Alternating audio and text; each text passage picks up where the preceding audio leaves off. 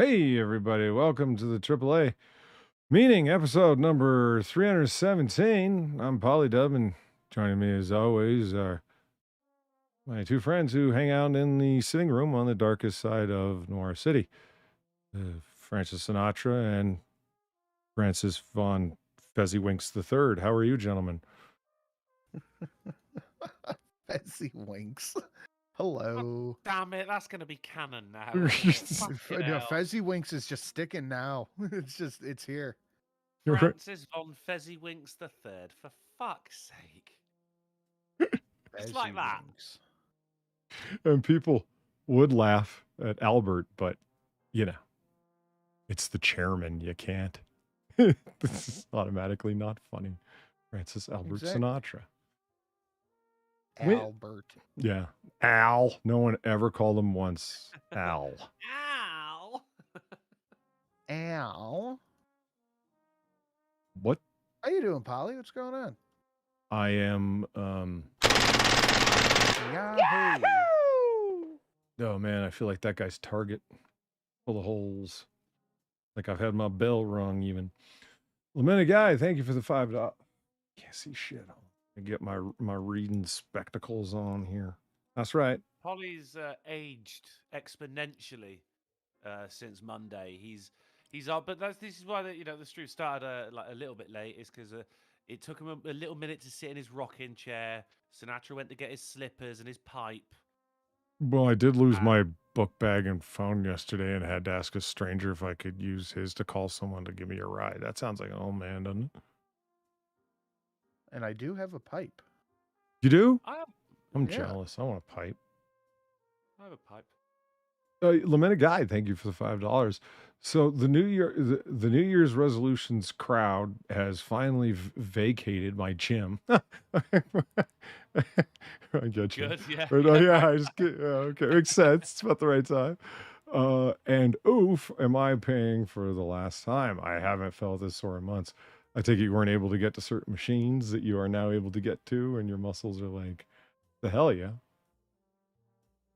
Okay, I'm glad I'm not the only one just sitting here in pain. I am also sat here in pain. You no know one this. asked you.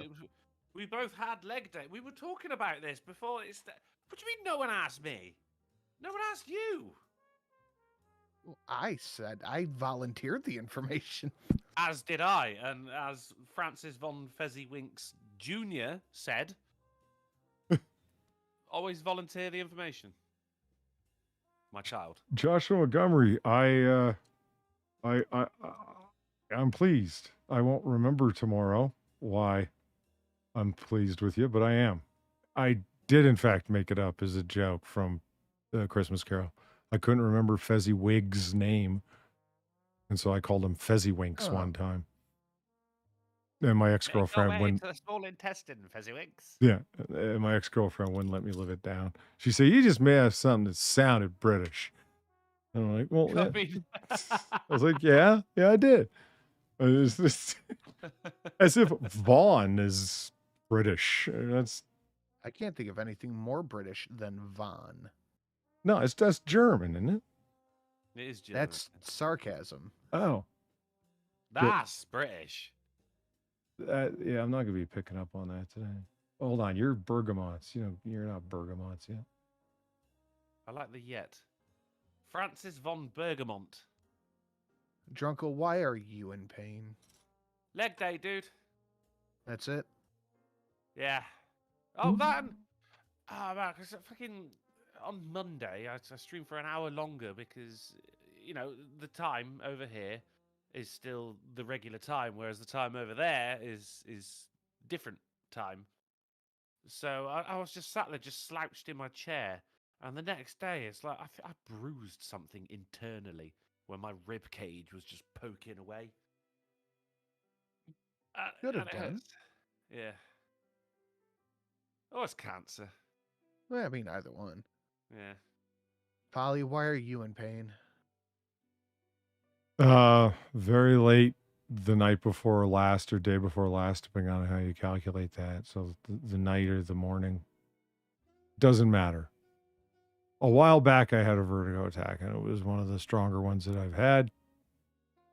Unfortunately, I was nowhere near my home at the time. I was at campus, and I'm like, I gotta make it to my car. I gotta make it to my car. I don't know why I thought that was gonna help, but It's a safe place. It's your safe spot. yeah, I guess I didn't want to be throwing up in my offices and whatnot. But the I ran into somebody that claims they knew me. I have no recollection whatsoever as to who they are, but I can tell you they're a good Samaritan because they let me. They typed a phone number for me because I couldn't focus on the screen, and called a friend of mine who came by and then gave me a ride home. And he's like, "Where's your shit?" And I'm like, "I don't know." And I have recovered my file. I still don't know where my book bag is. And frankly, Francis, I don't care. You don't give a damn? I don't care. Frankly, Francis. There's one thing I haven't lost. It's my witty rejoinders. It's a bad day, man. It was it's been a long fucking 12 plus hours. I've thrown up enough that I feel like I've done abdominal workouts like New Year's resolution breakers have vacated the space where people do sit-ups. And yeah. Yeah. You probably have. I mean, the throwing up takes a remarkable amount of energy. Amen. Yeah. And the back of my throat feels like when you burn your tongue on hot soup. Oh, I know exactly what you mean. Sure. Everyone forgets to blow on their soup from time to time. It just happens. Unless you're Russian and drink cold soup because you're weird. They are weird. That is weird. Gazpacho. Yeah. Yesterday was back day for me. I'm on a new workout. So my goal whenever I change a workout is to do muscle shock so I get like the biggest pump and the most sore from it, if that makes sense. Mm-hmm. At least the first week of it. And then, so yesterday was back day, did deadlifts, rows, and pull downs. Today was leg day, and I helped my brother move all day long. Naturally, He a thing is to all do set after up in you've his- already exerted your back. Well done. He is already, he's at mi madre's house and set up in his place. And I got home and I sat down. I was like, oh, fuck, this was bad. Shelly was sitting on the couch. And I'm getting ready to come up to the studio. She's like, all right, give me a kiss. I'm like, you're going to have to sit up. I have peg legs right now. Mm-hmm. You come to me. Yeah, it's pretty much what I said. I'm like, you got to come here.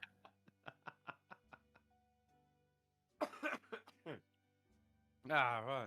So we're all sat here feeling sorry for ourselves. We're all 14 years older than we should be right now. Yeah. Oh, I'm not feeling sorry for myself. I feel like shit. I feel sorry for the people that have to deal with me. But I'm here, damn it. You sound like shit. My sense of obligations to systems is overpowering. The Batman of YouTube. Kill my parents. Can't let it go. Did you see Obligation. Did you see the Batman? 2022 the Batman, emo Batman? With The one with Sparkly boy. Edward Cullen? That's right. I did not. What's his name? It was so weird. Like, you know, like I heard Bruce it wasn't Wayne. bad. Yeah, Bruce Wayne goes on the streets of Gotham is. Oh, fuck. Somebody in chat's can remember. Batman has numerous aliases, and the, boondock working street tough is Joe Matchstick, I believe. What a name. No, I'm mixing up Joe from Joe Chill. It's something Matchstick. Doesn't matter. Johnny Matchstick. Yeah. Francois Matchstick. We're just going to use. The Matchstick Estate. Yeah. Where was I going with that? Batman of YouTube. Edward Cullen. Oh, Edward Cullen. That's right. I thought it was Robert But Pattinson. I thought it was the sparkly boy in 2022. Yeah, he is. This is just his Who's newest Edward Cullen? iteration, like Joe Matchstick. See, if I said it fast, no one would have understood it, and it would have went fine. And the one person who knew what I was talking about would have said you're wrong. Instead, here we are. How was How it? was that? Did you was like good. it? I can say this: it, except for the stylistic cinematography, just how good it looks on film by Christopher Nolan, The Batman is a better film than Dark Knight Rises. I heard Edward Cullen did a pretty decent job as Bruce Wayne. He did. Like, Who is Edward Cullen? he's the sparkly vampire guy in Twilight. Oh, that's the character. That's the actual vampire's name. That's correct. Yes. Right. Okay. Fuck. Oh, I was so confused. He I mean, I heard a lot of people that hated Twilight express that suspicion that, yeah, I think Robert Pattinson can actually act. Oh yeah. Next to I've heard Woody McTwo-by-4, she was the piston that wasn't firing. Like I heard most men, she's- that the woman was the ball and chain in his life. I heard she's actually not a bad actress, but she just needs a good director. Who was the woman in it? Kristen Stewart. My sarcasm She was in detector's Batman? not working today. We already established that before the show started. Are you kidding around or No, what? that's not. No, I've genuinely heard that. I think I got that little tidbit from YMS, and he played a few clips of her genuinely acting, and it wasn't terrible. She could do it. I don't know. It's just because she's known mainly for those terrible films, and in it she had to be all teenage and moody. Like, could you imagine if Brie Larson's entire or not Brie Larson, Adam Driver's entire acting career was based off of Star Wars? Like, that dude can act, but if you just saw Star Wars, like, oh, these movies are terrible. He's a terrible actor, but he wasn't even that bad in those. Yeah. I mean, it was a shit character though, wasn't it? But we're talking about Woody McTwo-by-4. You know, Natalie Portman's cousin in that regard. Are you trying to tell me? Just trying to tell me Natalie Portman is at 30 years straight of bad directors? No, she's just a bad actress. What's his name? Black Spot Luc was Besson good. is the only good actor or director she's ever worked with. The guy who directed Léon is the And I think professionnel. that's before she got all in her own head. I'm Natalie Portman. Is that what you think happened? I can only assume so. Well, I admit it is rather weird that it's literally her first acting job and it's the best job she's ever done by like ×2. It helps that Leon is a fucking awesome film though. Yeah, Well, Pirates had the capability to be an awesome film. of the Caribbean. Yeah. Was she in that? She was. Yeah. But the thing is, she had terrible. You like pain? Try wearing a corset. Shut the fuck up. Terrible films. But I haven't seen. Wow. I haven't seen any of them. Or I could not have quoted a single line from him. Not really. Not even. Where's the rum? like every Netflix original I've ever seen, except The Irishman, which doesn't count. Alcohol, liquor, booze. Yeah. Zed, thank you for the $2. Greatly appreciated. Adam Driver carried the sequel trilogy, and Kylo Ren was the closest thing to an interesting character we got in there. We got in them. Yeah. I liked Kylo and Poe were they carried everything. I liked his who he was and what he did in the first film.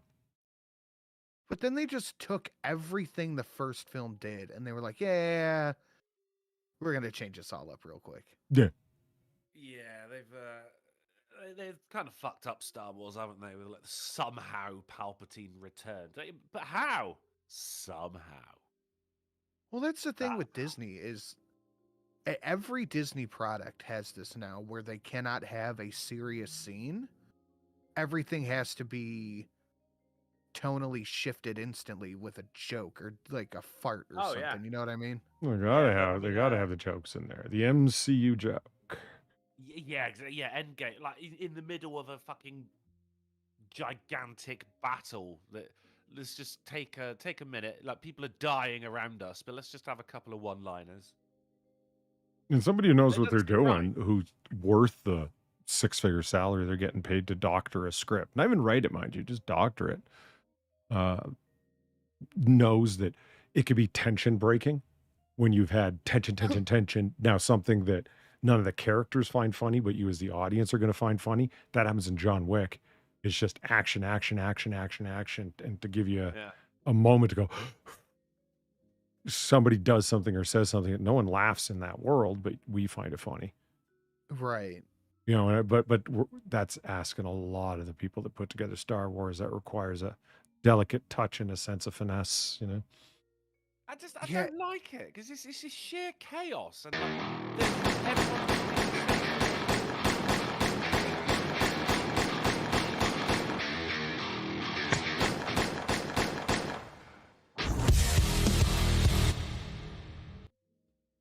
Oh, I'm reaching for my spectacles. Someone hit him under my morning paper next to my Bengay. Akira, thank you for the $21. Thank you very much. Very generous. The 4 days off turned into the most stressful things I've ever had. I'm learning that I'm not allowed to be off. But you've been informed you're an indentured servant? I guess probably just coworkers are so incompetent they cannot let him go. Gotcha. He comes back and it's like, you blew up things that were literally fire retardant. Yeah. These people are magical with their ability to fuck shit up, dude. I guess things go to shit when I'm not around. It's been 4 days of tedious mitigation. Tedious mitigation. Fuck, you deserve a raise just for that. When I worked at Best Buy, I was merchandising lead for a store, and I had like 3 days off, and I refused to answer any work calls, anything like that. Then when I came back, my boss was like, "How come you weren't answering your phone while you were off?" I go, "You just kind of answered your own question." Right? And he's like, "Well, you're lucky I don't write you up." I'm like, well, "You really can't, but go ahead, and I'll go to our boss, and we'll see how that goes." And he just never said anything back. Oh, come. Oh yeah, the worst job I ever had. Really? Yeah, no, they treated everybody terribly. All the employees were looked at as nothing more than just bodies that are replaceable. Then corporate down eliminated so many positions that I had to move positions like 4 times in 2 years. And then finally they just fired everybody who was full time. So all they have is part-time and store managers now, so they don't have to pay out insurance and shit like that. Fuck. Worst job I ever had was when I did house framing for a summer. That's not fun. Framing specifically and roofing are not fun. Yeah. Because you're, on the second or third floor, but there's no floor. Yeah, you're just kind of balancing. Yeah. You can tell it's substandard lumber because the lumber that they're supposed to use and the lumber that they're using is stamped all over the side of it, and that ain't it. Yep. Yep. And it's not like you're the county inspector, so it's not your job. I mean, what are you going to do anyway? And it's hard hats. What are those for? Steel-toed shoes. Why would you need one of those when there's nails and broken glass strewn about? It's the most dangerous place ever. I mean, it's not like working at like the Hershey candy bar factory where you could fall into a vat of chocolate or something, but it was pretty bad. Yeah, that's not super fun. Yeah, I mean, Far takes more risks walking out of her door in the morning, but that's, What's Australia? That's what I'm saying. I was a ski salesman. I assume that means you sold skis. And skiing equipment. For when people go on holiday. Yeah. I can't imagine that's a very booming business. With no snow in country? Well, yeah. Yeah. Oh no, they would go to a different country. Wouldn't I know nothing about skis. Don't get over them. Thank you for laughing at that. That's all I know about skis. It was, hey, you're over your skis, kid. And it's like, oh, that's What? bad. Okay. Is that a saying? Yeah, it What- is. Yeah. Old. Is it? Yeah, old, like an old timey saying, like, you know, you're a curmudgeon. I am a curmudgeon Polly- today, actually. Didn't you say you had a new dono? What was it at? I want to see this anti-Italian nonsense. I don't remember. Helpful. That's why I wrote it down. If we just hit all the donations, then we'll get it eventually. I remember when the Toe did that on my birthday. What a fucking I remember legend. that as well. He ran a full musical scale with donations. What a fucking Chad. But it's nine. Don't quote me. It's $9.25 or $9.75. It's in the $9 range. I just don't remember I which think one. $9.75. But it is listed below. Like it's in there. I already typed it out. It's Italian Self-Yeet, I think it's called. Well, Well, chat, if you would be so kind, I would like to see this. it's not anti-Italian. It's merely making a mockery out of your long storied tradition and culture. I'm I'm Okay. down for that. Somebody sent me, you know how you can do like the AI voices, AI Joe Biden, Trump, all that shit? Yeah. Somebody did a minute-long AI run of Tucker Carlson talking about how hot I am. And it's like Sinatra Where says, are we, John boy? If I had to guess, I'd say communist China. Are we gonna die here? Darn fucking tootin'. I mean, you can finish. There it is.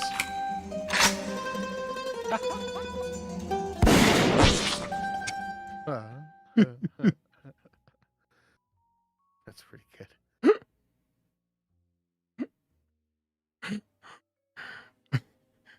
Why would you make something making fun of your own culture, Sinatra, and then give it to me? What's wrong with you?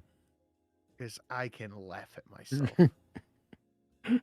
My culture is not your shitty internet humor. Hell yes, we're gonna take your AR-15, your AK-47. Welcome to the rice field. Here's the guy Drop it. slamming the 50 cal.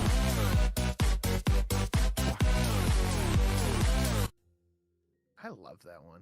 Mm-hmm. Anyway, it's like Sinatra says has the fattest cock I've ever seen. And it's like a minute long of that shit. And I'm like, I have to turn that into something. So we'll find out Friday where that is at.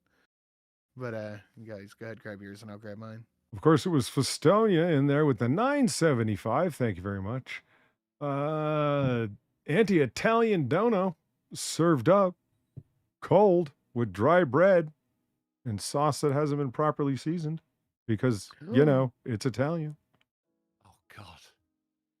Buying them Pregos. That's how you get that. You buy the Prego jar. Or worse yet, can. Ugh. And it means welcome. To what? Hell?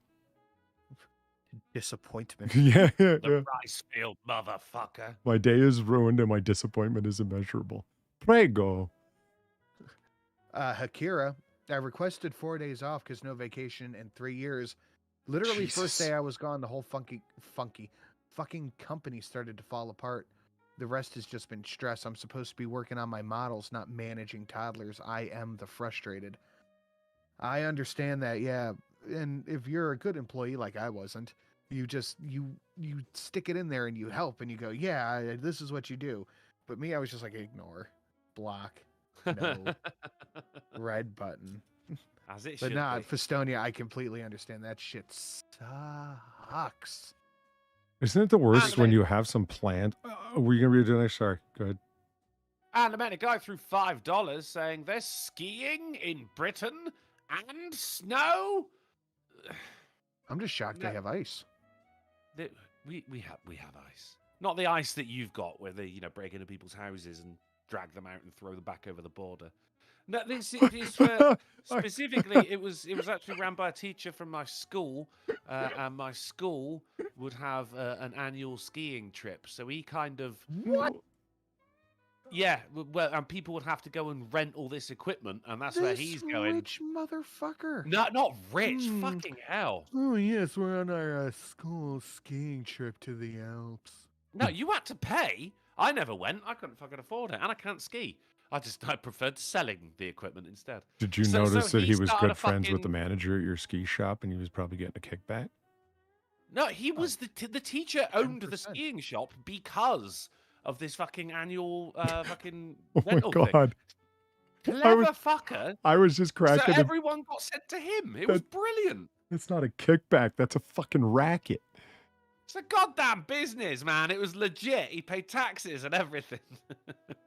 Yeah, and the candy shops that mobsters have to fucking, do illegal gambling and whatnot out of actually pay tax on the candy they sell. But that's not why they're there. There wasn't a prize fight ring in the back room, Polly. That you know of. Yeah, right. No, there wasn't. I worked there. There wasn't. You didn't see the back room. I did see the back room. You worked there, but clearly you weren't trusted. Thank you, Enough, Akira, man. by the way. And thank you, Lament the Guide. Thank you both, Hakira and Lamented Guide. And Fostonia. I have a terrible headache. All right, do the Festonia song thing. Someone do it. Do it. Festonia. There And see, we go. people are going to tune in today and go, yeah, this is why I don't listen to Wednesday AAA. This is boring. It's like, well, we're all way the hell out of it, man. Oh, Yeah. Polly. No one's going to tune in today. Plus, it's Yeah, Wednesday. yeah. Everyone's out of it on a Wednesday.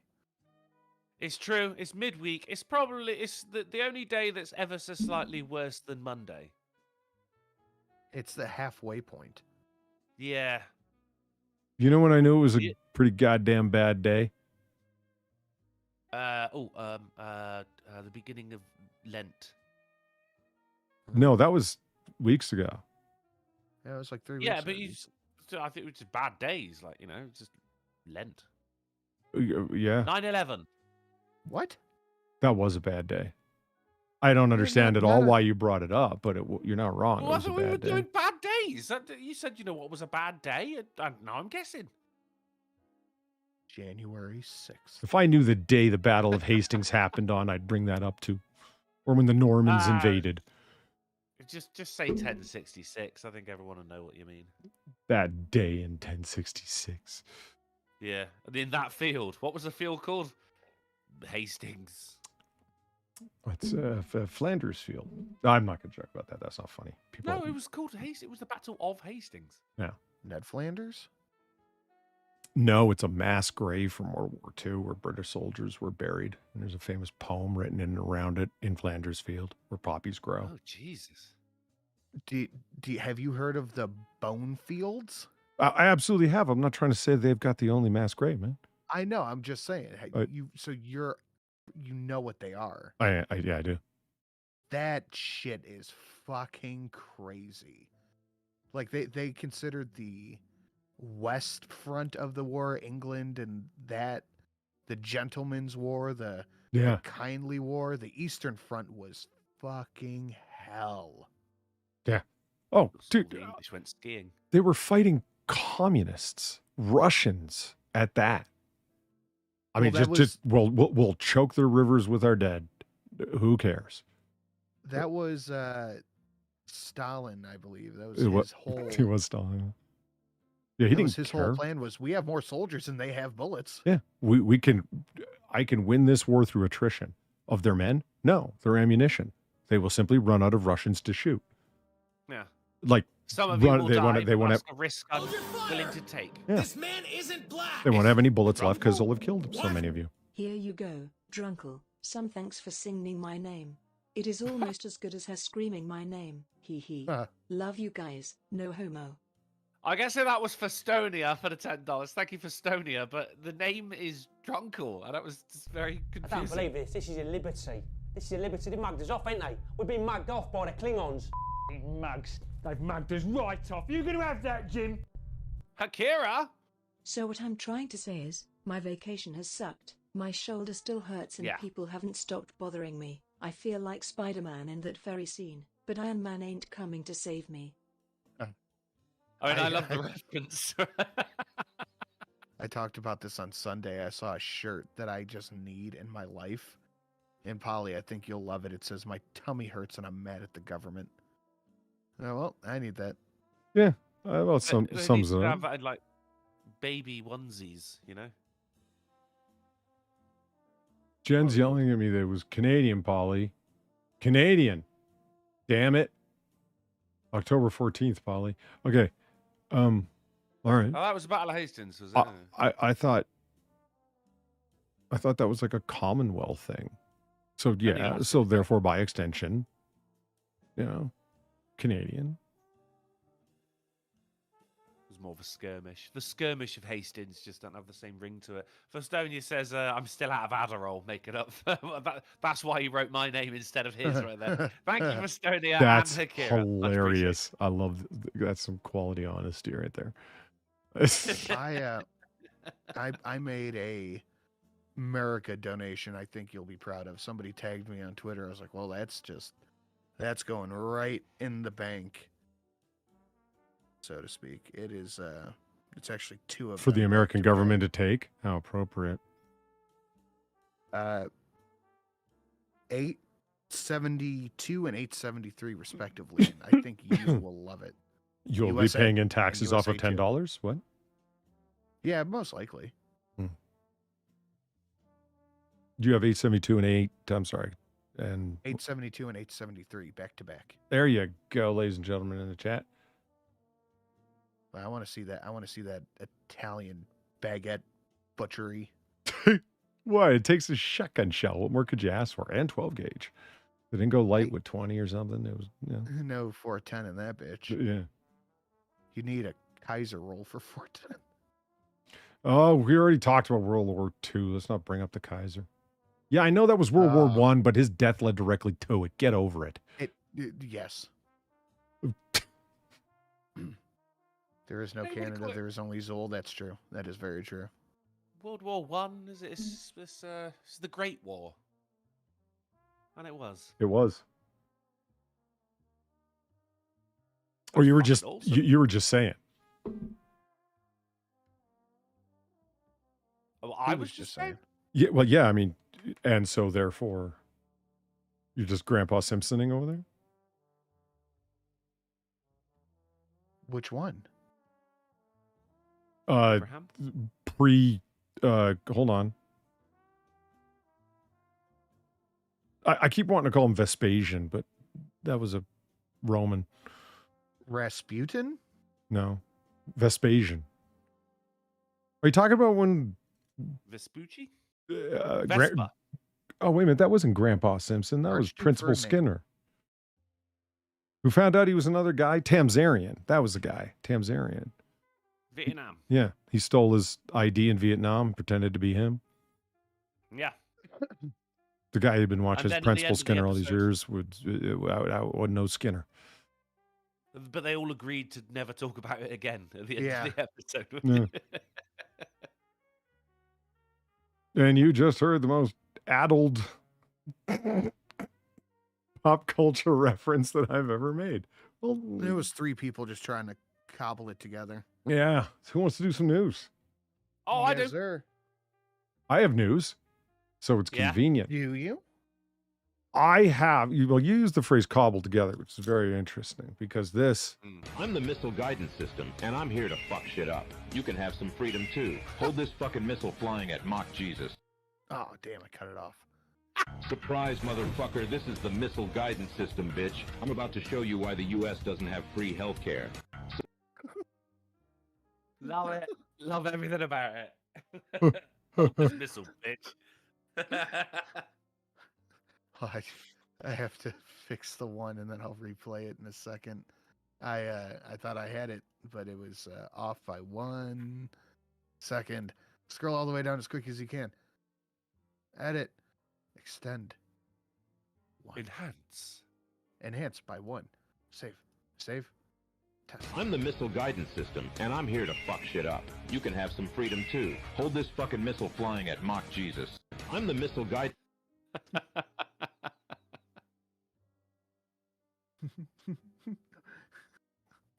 Mock Jesus. It's better than Mech Jesus, the most powerful Jesus. That's true. Mudshark Pirate Merica. Fuck yeah. Thank you so much, Mudshark. Much appreciated. I've got a donation that actually says that. With an eagle, with guns. 70... Important number to America. There's 76. You know, when the Declaration of Independence was signed 76. in the future and then brought back. I know that year. 76, 76? 1776. Wasn't that when Lord North decided to use a skirmish in his colonies to create a little bit of political clout for himself as current prime minister, and it turned into a global conflict? Oh, I was going to say when Arby's was invented. Oh. I think it was much later than that. I regret to the world that we developed Arby's. I won't apologize for it, but I do, rue it. It's not anywhere else in the world. You're fine. You invented it. You made your bed. You're lying in it. I love that Taco Bell's everywhere. I love that. Yeah, there are Taco Bells here. I've not been there. I would like to. You should go. Yeah, you don't have Wendy's, do you? No. Do you have Snow? Thank you, Molly Okami. Yes, we have fucking and Snow. Mike Savage. You've heard us talk about the Taco Bell, right? As long as you don't confuse it with nutritious food, you realize it's just junk food. Like an after bar kebab, for example. Wait, is it Taco Bell or the Taco Bell? Taco Bell. It's just Taco. Okay. Huh. Well, I mean, depends on the sense. We're going to go to the Taco Bell down the street. I never heard someone say we're going to go to Taco Bell down the street. That just those are the kind of people who say axe. Yeah. Okay. Yeah. Fair enough. And by that I meant rednecks. What do you mean? I think it's really because you're specifying a specific Taco Bell. You say we're going to go to the Taco Bell down the street, or we had Taco Bell for lunch. Yeah, okay, that makes sense. Yeah. But yeah, I mean, we've taken a food, broken it down to its most basic, shelf-stable elements that will last as long as they possibly can. Yeah. And exported them all over the world for profit. It's just like America. It's closer to MREs than it is actual nutritious food. Yeah, no, nobody goes to Taco Bell because they looked in the mirror and said, I need some nutritious food. It's actually pretty insightful, Drunkle. Why are you always with the tone? No, I'll tell you why. Because I watch MRE reviews, because they're great, depending on the channel that does them.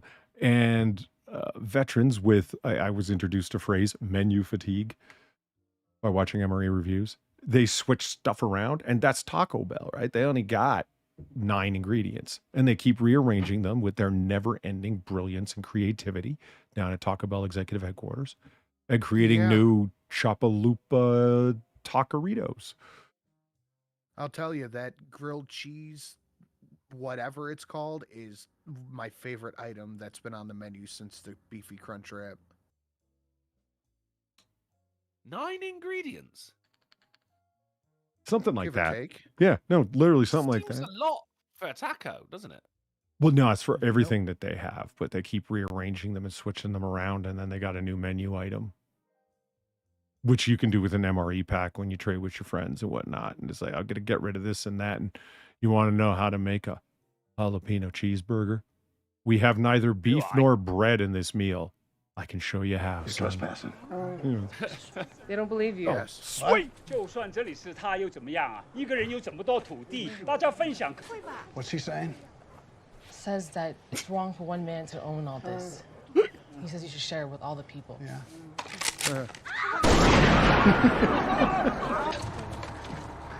This is America. We don't share land here.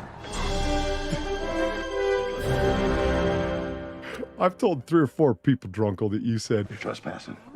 how many of your how many of your donations end with the fluttering American flag? And before you could get to the end of the sentence, I already had my answer ready. I was like, I have no regrets. None. Not one. Nor should you. Yeah. The saddest. Regrets are an ingredient in Taco Bell, aren't they? I legitimately felt actual proxy anger on the behalf of Britman when it's like, don't show the flag, news comes up, like the British flag, the Union Jack and whatnot, the gayer flag everywhere. We can't show the gayer flag or the British flag any other day of the year. It's a certain month of the year, and you can't turn around without seeing it, saluting it, getting down on your knees before it. It's a sad state of affairs. Jesse, what the fuck are you talking about? What's that? What 1 month out of the year when you can, 1 day of the year when you can show the Union flag? What? What is the name of that street that runs down to the financial district there in London? I get all my news. I read all my news from a distance. I'm not coming down and hearing it at the local pub, Drunkle. Cut me some slack, man. Maybe you should. Well, do you really want me at your pub? Yeah, it'd be fun. Yeah. No, there's this for the night. Fucking every light post, saying you've seen this, it says all over the fucking place, right? They'll have an American flag off of every fucking street light all the way down certain streets, especially when they're main streets leading somewhere. Yeah. Okay. They used to be a whole bunch of Union Jack flags. They're all gone now and have been since since the annoyances began. Britain had the trouble. The world has the annoyances, the coming of PC cultures, like past 6-7 years. They took them all down. But as soon as Pride Month started, every single one of those lampposts had a fucking gayer flag hanging from it. I can't call it a gayer flag. I'm just kind of saying it because it's British. No, it's okay, yeah. Well, I would just as long as you are emphasizing that is an L in that word. Otherwise, I mean, people would still know what you mean. Nobody knows what that flag means, man. It was the vomitous Technicolor one. No, yeah, no, but that's why you've got to specify the L, like the rainbow flag. Oh, I see what you're saying. Gotcha. Yeah, that would be the important part. Akira, let's talk about America now. Thank you for the $40. Greatly appreciated. Very generous. I'm gonna need to get to put some pep in your step, some Irish in your coffee. We've got a fucking republic to save. We need you at maximum Otter. If you have to give it your all, so let's do it. Let's fucking go. I couldn't have read that in a worse fucking tone at all, could I? Like, that was just, It didn't sound full of pep. We need you at minimum Otter. Jesus Christ, it said maximum and I read minimum. Today's not the day, man. I'm gonna have to take a day off from the... Just wishing for you to have some spice in your sauce, some honey in your tea, an ace up your sleeve, and a sneaky plan B. Well, I'll tell you. Okay, so you're not wrong, Gara, but I just honestly, I was talking to the neurologist. I finally have a neurologist regarding my vertigo. The other things can wait. The way I feel for 2 or 3 days after a vertigo attack, he's like, yeah, that's because every synapse on one side of your brain was firing all at once constantly, and it was being forced to do so externally, at least as far as your homeostasis is concerned. It is, and I'm willing to bet that you feel tired as hell throughout your body as well. And I'm like, well, yeah. So yeah, because where did you think you were getting the deep body shudders from? There were constant signals firing from your brain to move, but you weren't moving anywhere. So you were just, it happens for 3-4 hours that the seizure lasts, deep body shudders. And yeah, it felt like wow. When I did a 5K, never having even practiced setting up to jog first to get in shape. That's how it feels. So, you did a 5K? You measuring kilometers? The races are called 5Ks. Oh, America, obsessed with race. Well, I mean, everyone says a half marathon. What's a marathon? Someone knows, like 26.3 miles or whatever. I like marathons because like, it all comes from, you know, one guy who fucking... Alcohol, liquor, booze. He ran from one place to another. It was 26.3 miles, and then he died at the end of it. So to celebrate it, we all just flex on him by running the same amount and not dying. Like, marathons are fucked when you think about it. Well, you said we. I know I'm not part of that we. Well, no, you're a lifter, not a cardio man. You walk for 5 minutes and you're done, aren't you? Literally, yeah. Yeah. Ask your cardiologist about that. See if he tells you that's a good idea. 20 minutes, 3 times a week. You what? Your donation. 20 minutes 3 times a week. I do 20 minutes cumulatively. 2 minutes. Oh my fucking God, I love it so much. That's the pep. Yeah, he got the pep. Okay, really quick. C. Thomas, thank you for the $2. We get it, Polyface. You're just not feeling like maximum Otter drive. I am not. It's true. You nailed it. I very well might be repeating myself or telling you guys life stories you don't want to hear. I'm not going to recall any of this. Scales the JoJo, thank you for the fucking scene out. You That's a name I haven't seen in a while. man. Yeah, I'll remember that. Almighty Otter Primark, recover from this attack from Tresnek Platty. I pay my lurker tithe. Now I die. Love it. Now, you see, Sinatra, there's this game called Warhammer 40K from this company called Games Workshop. Now, Games Workshop is something akin to the Third Reich. Now, I have heard of 40K, though. Yeah, well, you do a regular stream on 40K. Right? Yeah, and piss off the same person every single time. I thought I had come up with this clever...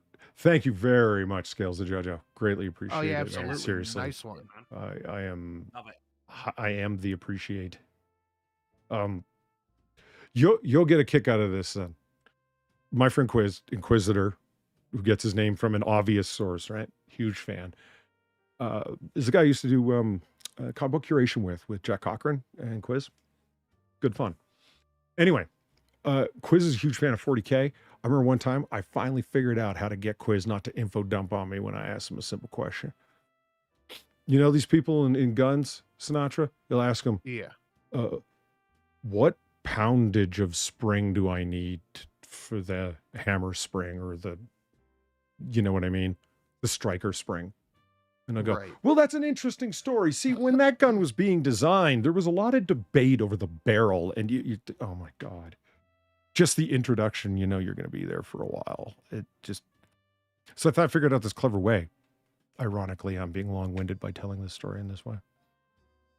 The irony's not lost. Well, I was inspired by the presence of the master. Drunkle's here. Barely. I said to him, Quiz, I would like to know what a Primark is in 3 sentences or less. Go. And was he able to deliver? All he heard was Primark. Challenge. Yeah. That's good. Just all he heard was Primark. He didn't even try. Well, the year was 1984. Yeah. Picture it. Sicily, 1912. Yeah. I had a lemon on my belt, as was the style at the time. Yeah, he did the SpongeBob SquarePants hands through the air thing. Picture the year. It's in the distant future where man has the grim dark future. Grimdark is my favorite. It just is. Just as a concept? Yeah. If Quiz had not had explained that to me, there's a fundamental thing that's expressed by 40K. Because I said, God, man, everything in this is just, and I went into his description of it, you know, dark, whatever. And he goes, Do you know the tagline for Warhammer 40K? Was it in the grim, dark, distant future, there is nothing but endless war? Something to that effect? Oh, that's pretty cool. Okay, I'm like, oh, well, okay. They're not pulling their punches nor hiding anything. Steve Dave tells you motherfucker, don't play with my mind. That's actually what it says. That's bullshit. It is. Yeah, Steve Dave is. You're the kind of guy who gives an old man yesterday's newspaper and tells him he's going crazy. Thank you for the $1.99. I know I'm an hour late, but we shouldn't wait that long to get the fucking ratio up. Time to smash that like button or press it gently, as Omegon wisely describes for us what to do. Or your time is gonna run. Okay, hold on. Or your time is gonna run out real quick, dipshits. There we go. I know what I'm going to do tonight. Remember I said it was a bad day earlier on, and I knew how I knew it was a bad day other than I felt like shit? Yeah. I looked at my computer screen when I was trying to set up the stream as fastly as possible. There's an update waiting for me, a Windows update. Oh, yeah. Mine already, I already did it. I got back, and it was like, it was on the screen where you got to, put in your fucking password or whatever. I was like, oh, fuck, it went and did it, didn't it? Which means now I've got to go and fucking, it's all been reset to default on all the OBS and fun times. Thank you, Bill, you prick. I get the resets to stuff, but only on audio and video inputs. Yeah. So can you imagine being thankful for that? But I am. That it's limited to just that. I know somebody that has their scenes wiped of elements. Oh no. Yeah. Because they're just file paths, right? There's no information stored in OBS, right? Just stores the file path. Yeah, that's why I keep a backup. You just have to. Yeah. Export it to its a JSON file and then just keep it in case. Keep it right on the desktop. Keep it in an external hard drive in a fireproof box at the other side of your house. Which is inside another fireproof box. Well, your house is inside a fireproof box. Or if you're far, you live inside a fireproof box. Because your country's on fire. They do have fire tornadoes. Do you blame her? I do. Well, it's hard not to because she's Australian and you're kind of like, it's your own fault. This is ironic as hell. Again, because we're sitting here. Well, it's not ironic. It's just inappropriate. We're about to go into the news, and if it wasn't for my good friend Far, I wouldn't have any news. And if it wasn't for Valine's Pace and Indulgence, I wouldn't have any news. So if the news sucks, y'all know who to talk to. I said, here's how much I threw up yesterday. I need articles. Could you help? And they did. That's nice. Well, I don't know. I think it's going to be a whole bunch of articles about how America's an international warmonger and otters are evil. Yeah. You should probably check the tabs for big black cocks as well, because if it was me doing it, I'd put something like that in there. Right? Yeah. It is Valine, so it's going to be Air Force number 1 or something to that effect. Yeah. Yeah. You know? And over to dictionary.com for the definition of the word actually. Valine can't actually create some kind of singularity. We'll all die. It can't. It can't happen. I'll kill her first. It's worth it saving all creation. C. Thomas, thank you for the $3. Primark elevator pitch. A true demigod of man who's only better in his creator with physical and mental fortitude that are only mere mortals can dream of, but are still fundamentally human. Also, a British shop that sells cheap women's clothing. That's not a bad elevator description. Hold on. I'm processing slow today. You have a series of stores that sell women's clothing called Primark in Britain?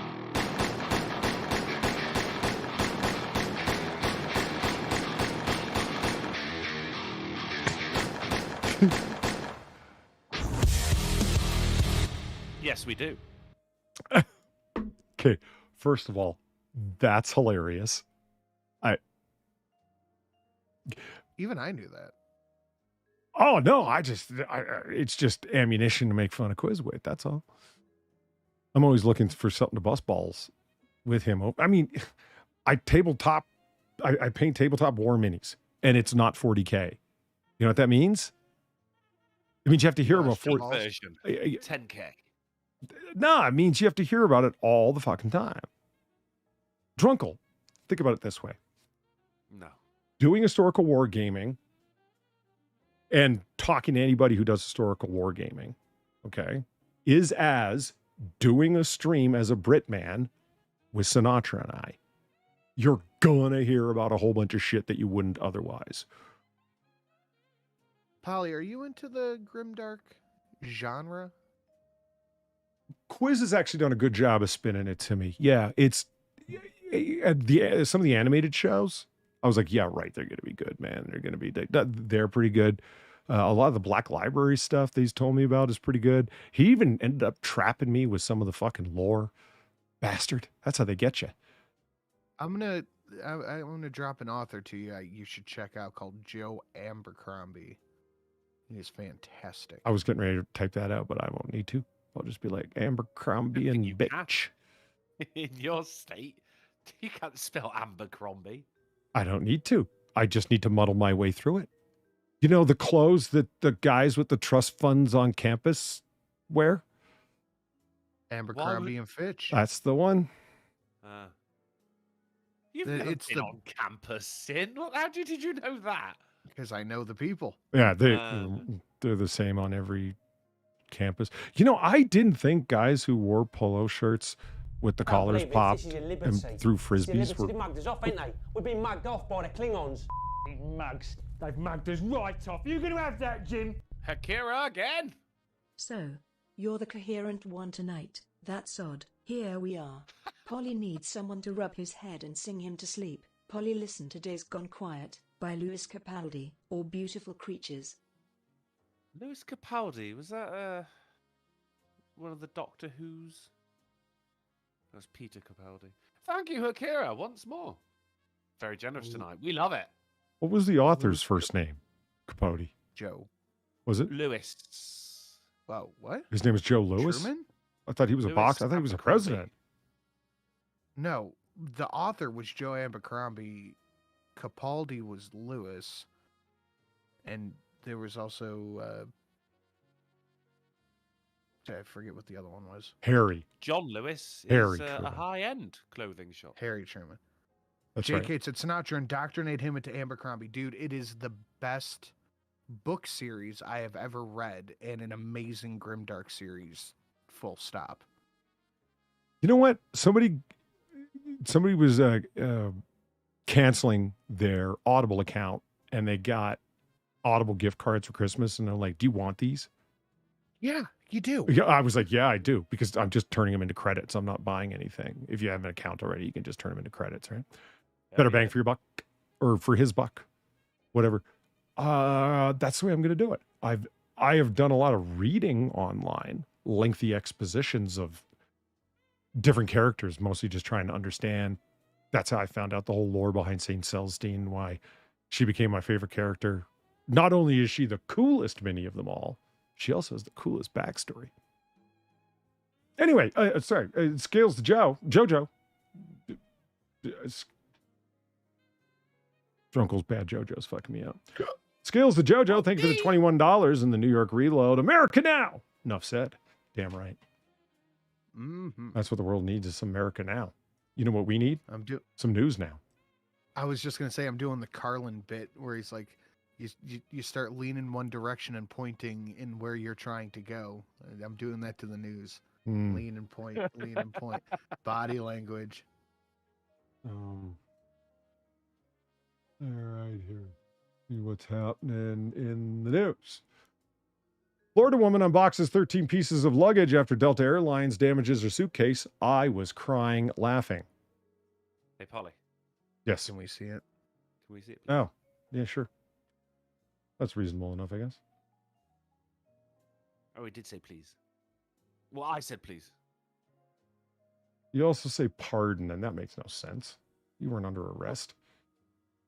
No, I beg your pardon was just shortened to pardon because, I mean, we're running out of time. The days of street urchins are over. Why are you begging at all? Yeah, but the names. That's true. Peyton Thomas traveling through radiology tech from Florida. What? Oh, I added a word in there. Traveling radiology technician from Florida went viral on TikTok after revealing Delta Airlines' apparent mistake. Was unboxing 13 pieces of luggage after Delta Airlines damaged her suitcase. Not following. Surprised.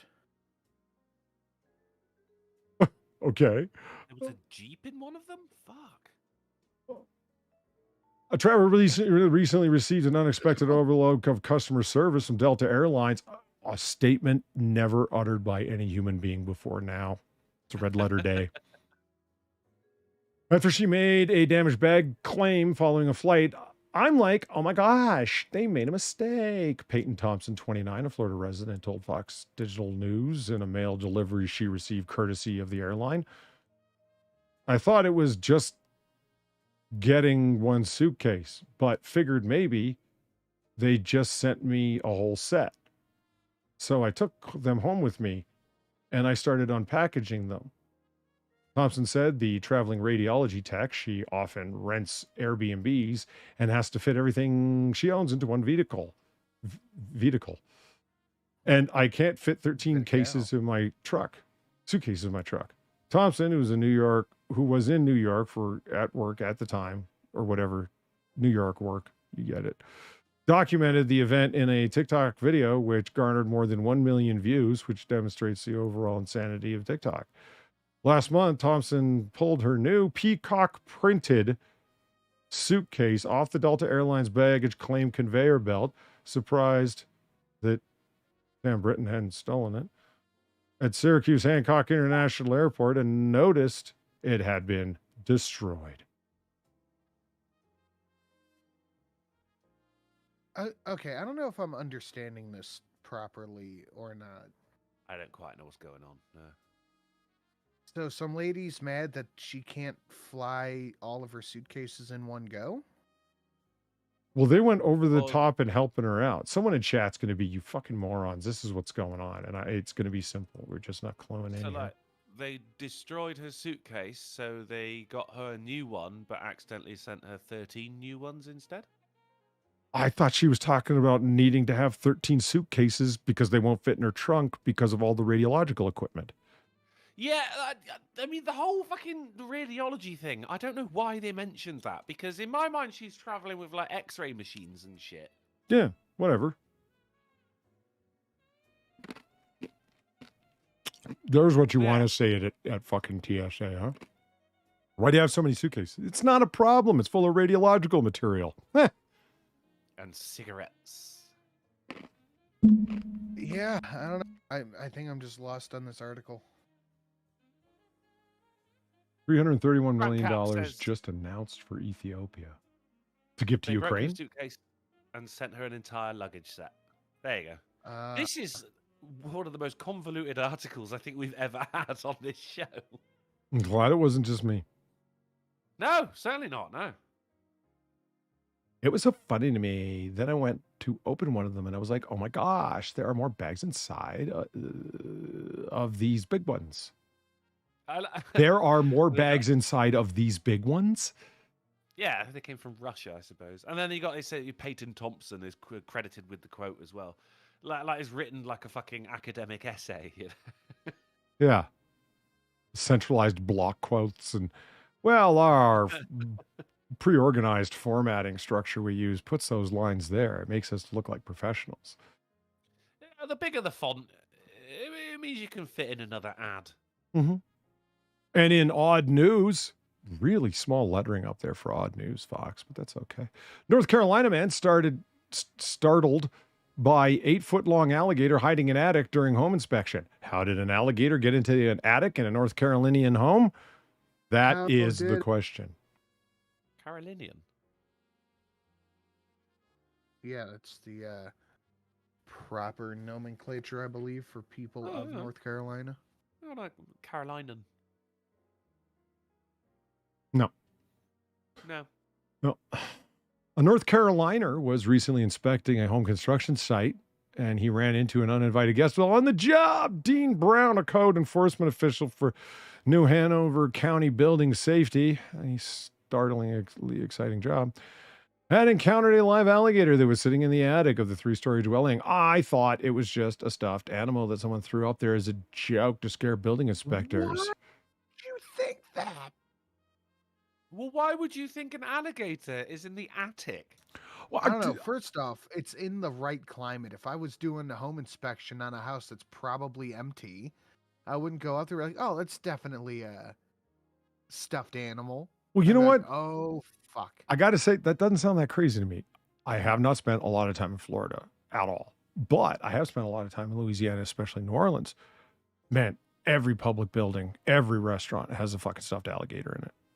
You see them all over the fucking place. Yeah. So it's like if you were to see one in someone's house, yeah, I would. You know, it's a normal reaction during robberies. Is a common thing that people will not react to a gun. Is that real? Do you know what I mean? It's better to err on the side of caution. Well, I think it's a good call, but that's how people break out of prison with bars of soap carved in the shape of guns. Mm. Oh, John Dillinger. I like when people get my obscure references. It makes me feel slightly less crazy. Eccentric. That was an underrated movie of Johnny Depp's, by the way. He doesn't get his credit for that. John Dillinger was a potato. Woody Allen was a soap, wasn't it? Because as he was going across the yard, it started raining, and the gun started foaming up. Woody Allen went to jail for marrying his stepdaughter? This is your liberty. They mugged us off, ain't they? We've been mugged off by the Klingons. Mugs. They've mugged us right off. You going to have that, Jim? Hakira again! Saint Celestine has an amazing story. She can come back from death, but to do so she must climb a mountain or her own bones and reclaim her soul. She has done this countless times. I think you're on about Warhammer, but I'm not sure. Either way, that is Warhammer. Bad. I've heard that one. Fair enough. Thank you once again, Hakira. Loving your work. Loving your work. Yeah, Akira's good people. Yeah, no very question. Generous. It continues to be a mystery that nobody in the world understands why 95% of all wargaming stuff comes from England. And it doesn't say Britain on it, doesn't say UK, it says product of England. They're that specific about it. Fuck yeah. I don't know why. Like honestly, my brushes, my paints, all of the figures, the fucking books, printed in England. You guys just started doing it and fuck off, never stopped. You know, we're not outsourcing this shit for no one for some reason. Yeah. I don't want to share it with the Scottish because they'll just be huffing the paint fumes. I just figured it would have been sent to China at this point, but it just nope. There is I don't know. It strikes me as a thing that would happen at a gentleman's club. And that's a very British, a particularly British thing. Tabletop wargaming. I mean, gentleman's club is just British for strip joint. No, Yeah. I meant like actual gentleman's club, like the Diogenes Club. Yeah. Yeah, of course I know what that is. Someone hasn't read their Sherlock. Tragic, No. really. Sherlock wasn't the writer. It was actually Watson. Ha ha! It actually was purported to be, wasn't it? It's good. It's where Sherlock's brother hung out. Where he's like, well, I didn't even know you had a brother. He's like, my brother Mycroft can be located in one of three places: at his home, at the Diogenes Club, or in walking transport between one of those two locations. Well, firmly up the Prime Minister's ass. No, they go to as the story went, he was all the shadow ministers. He was the secret government and one man. They went and saw him Yeah. at the Diogenes Club. That's where the BBC modern Sherlock did a very good job of that character. Yeah, Mycroft, I love the shit out of the. It's tough to bring any character that's so part of a time into the modern era, not fuck it over, have the core fans love it, and they pulled it off, but yet did it with 3-episode seasons. What Well, the the hell? things are like an hour and a half long. I don't They care. were lengthy as fuck, yeah. Very often, with these things as well, it comes down to like, the missing clue was something that you never saw in the first place. It's something that happened off screen, or there was a clue that happened off fucking screen. It's a bit of a cop out, but they did pretty well. And it was Mark Gatiss who played Mycroft was the writer as well, so hence why he had such a good grip of the character. Yeah, don't get me wrong. That is a notoriously difficult thing to pull off, and he did so with style and taste. Finesse. Yeah. Like little stupid things, like not stupid, just it doesn't matter whether you include stuff like that. It's so inside baseball, but he did. Sherlock tough doesn't. for him. Yeah, his personal Easter eggs. Sherlock can't smoke, or shouldn't be, because it's current year. Sherlock goes, this is definitely a 3-pipe problem. He's gonna have to burn through 3 full pipes of tobacco before he can see his way through it. Well, that was because he's got a massive addictive personality. Sure. In the books, he was recreational with the use of cocaine because, people were back then. So they made this incarnation of Sherlock a total fucking junkie. Well, okay. He has an obsessive personality. I don't know if I'd call it addictive, but some people don't make a distinction. So, okay, fair enough. But that he described it as a 3-patch problem. There was no reason to do that, but he did. It's almost like he gave a fuck. Pay attention, American writers. Yeah, you would think. It was totally an addictive person. That's why he was solving crimes, because that was his They've been laughing since I can't remember, but they're not gonna laugh anymore. They're not laughing anymore, Polly. I'm not addicted to fucking Vegas and Photoshop. I'm merely obsessive with going and getting the sound of a Ingram submachine gun to include over top of an Ingram submachine gun shooting. And the high that follows. Okay, well done. That was a good parry and thrust. Well done.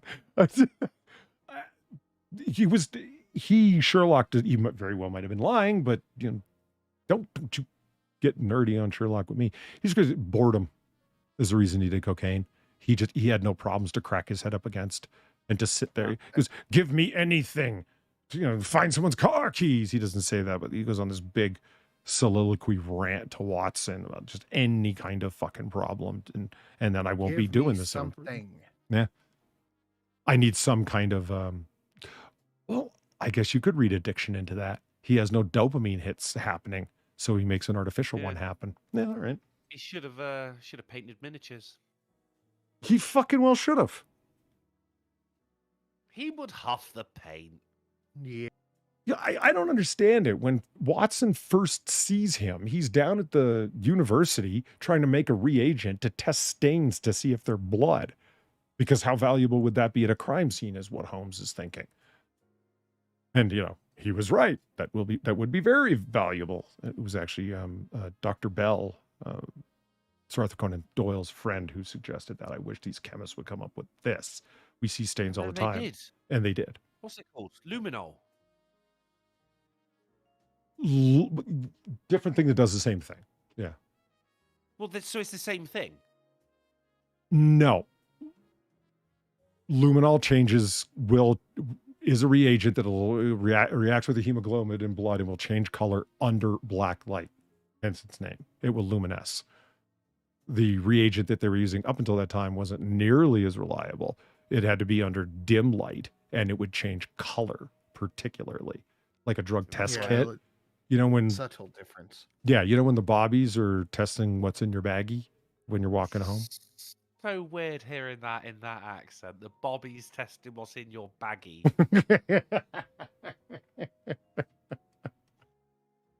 just Look out, guys! It's the Razers.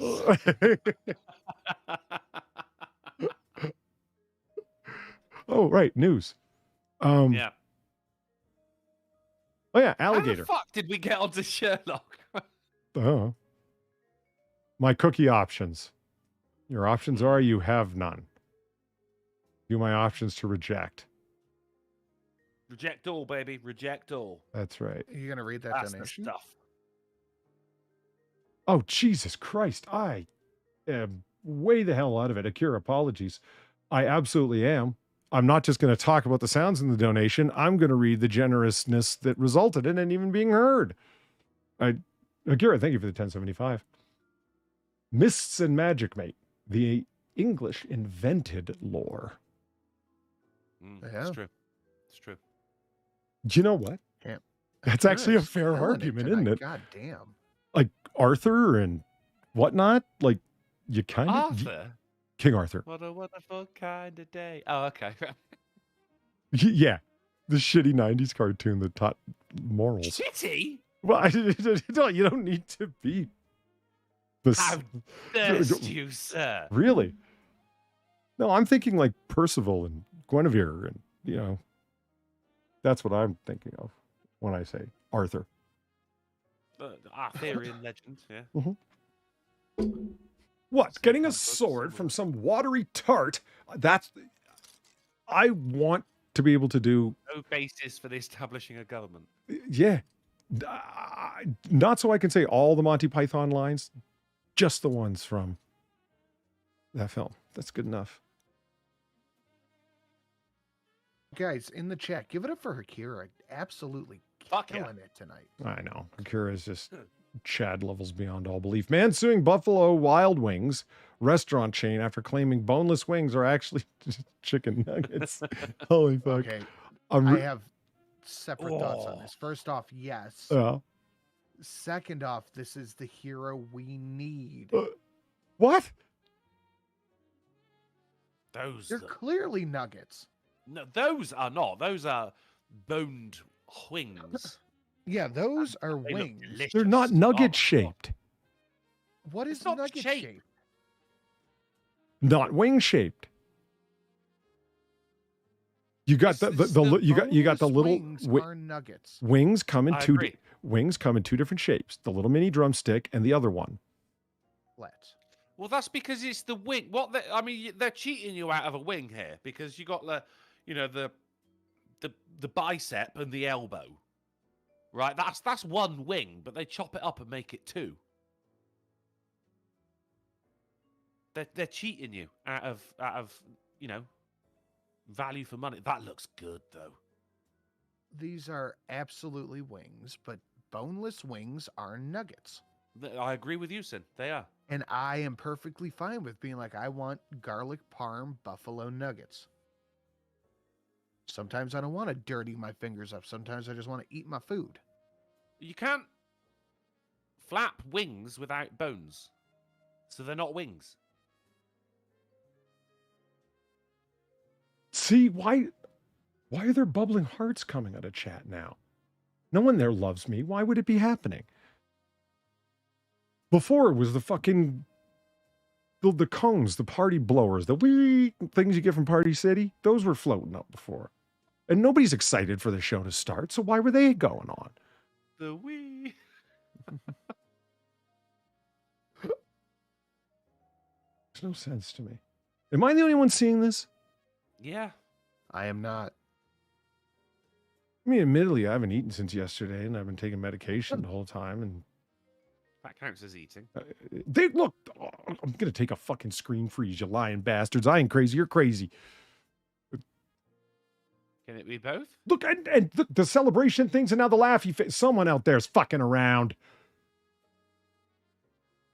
Someone's figured out how to make things emote, and then tell the rest of us.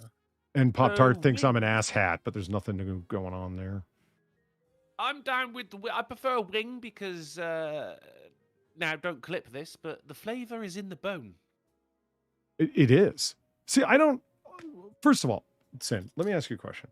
What is your challenge Yes. here? Is it the fact that they're saying they're wings and they're not wings, or you just really hate the bones and would rather not have them? No, I bones are fine, but they're not wings. They're nuggets. Okay.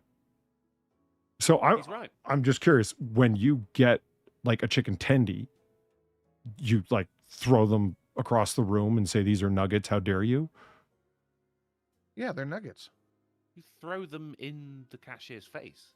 I throw them in my fat mouth, but the point still stands. What about chicken strips? They're all nuggets and none of them are wings. Wings have bones. If anything, the chicken strips look more like wings than any of the other things. They're long and flat and flappable. They're not particularly aerodynamic, I grant you, but still. You can make anything look like a wing, but in order for it to be a wing, it has to have a bone. I have a feeling that nature has something that doesn't conform to that. I don't know. I can't. I have no evidence, but I have a feeling. Strips are breast.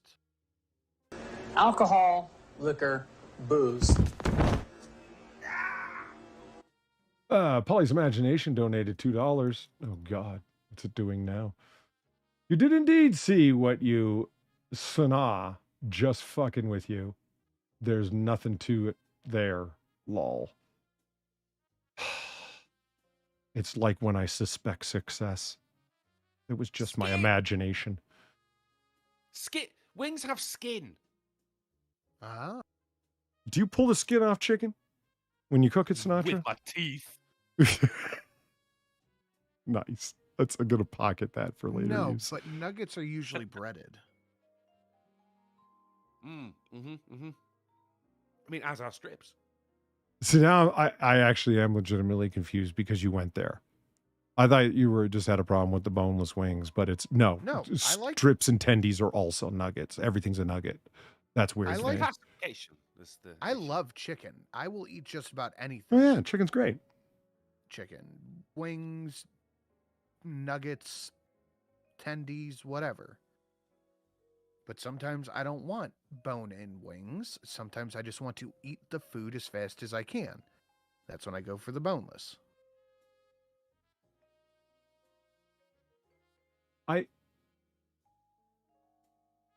Yeah, Molly Okami's not wrong. I hear that they're chewy, like gizzards, and I love me some gizzards. So do I.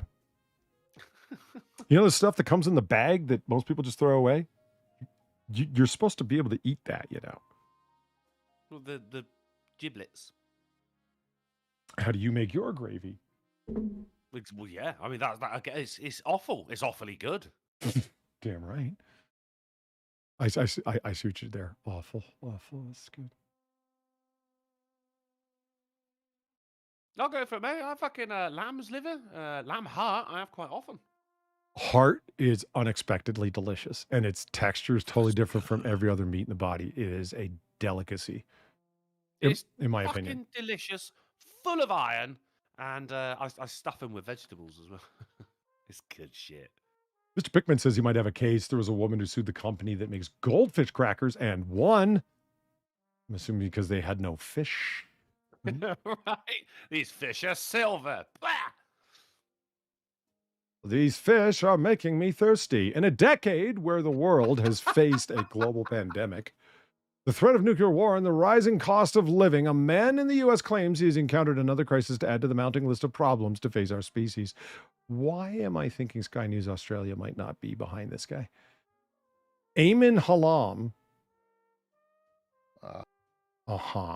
is suing the restaurant chain Buffalo Wild Wings for false and deceptive marketing after claiming their boneless wings are actually just chicken nuggets and were never free range to begin with. Nor wild. Hence the free range. And worms are not nuggets. We'll throw that one out there. What? And the restaurant he attended was in Indiana, nowhere near Buffalo. A ball of lies and deception. He added he was under the impression he was buying deboned wings because he's a complete and utter retard. or, oh, wait, I'm sorry, I misread that. Because of their description on the menu. However, as the lawsuit states, unbeknownst to the retarded plaintiff and other consumers suffering from his mental defect, the products are not wings at all, but instead slices of chicken breast meat, deep fried like wings. I love that they're so, they think they're made out of chicken breast, guys. Just Jamie Oliver clearly demonstrated they're made out of pink paste, and I'm fine with it because it's delicious. Yeah. I get it. There's a lot of good chicken strips that are made out of chicken breast, just not most. Well, not the ones I can afford anyway. Indeed, the products are more like akin in composition to a chicken nugget rather than a chicken wing, but are nothing like a chicken tender. Had plaintiff and other consumers known that the products were not actually chicken wings, they would have paid less for them. Right. They would have entered into a Middle Eastern bazaar-like barter market. What do you mean they would have paid less for them?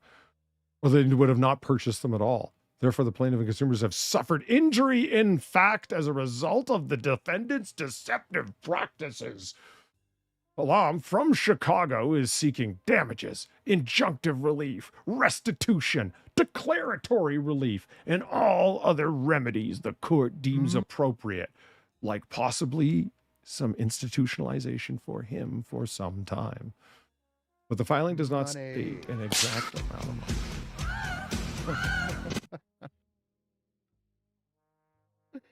That's all he's looking for is money. The loads. Polly's nurser, NURSR.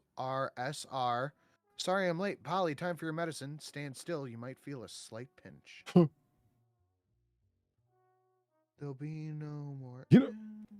I mean, Sinatra, we're just going to have to end up paying more for our attendees, bro. That's all that's going to happen if he wins.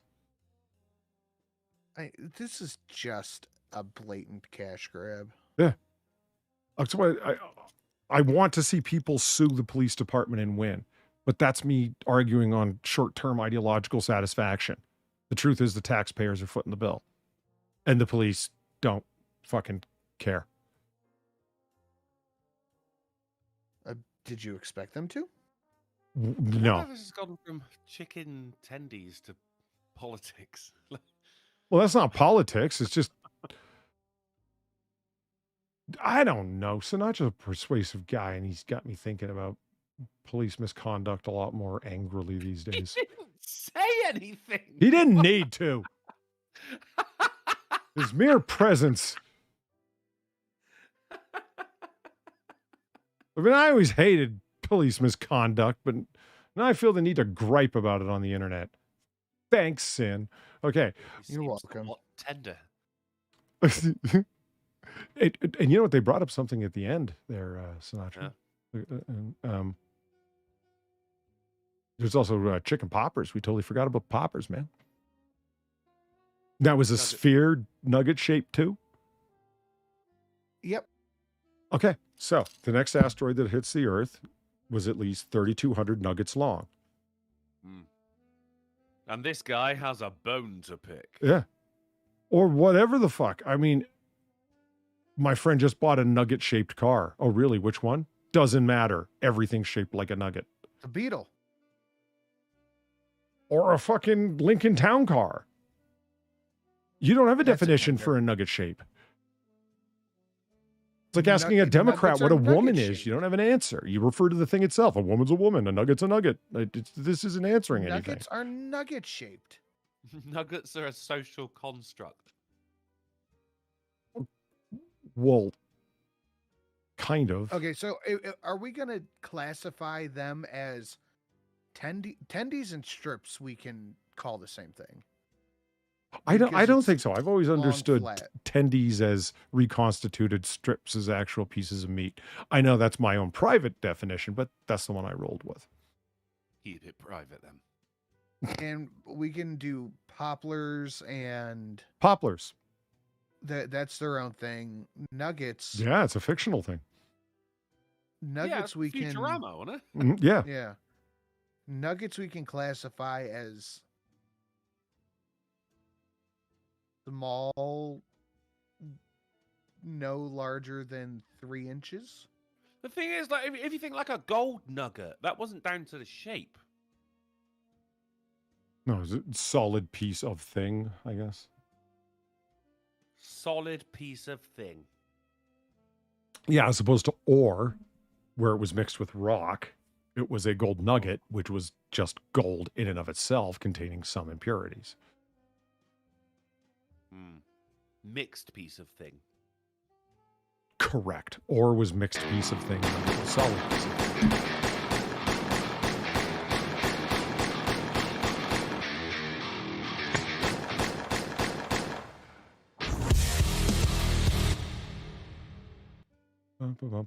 Hold on.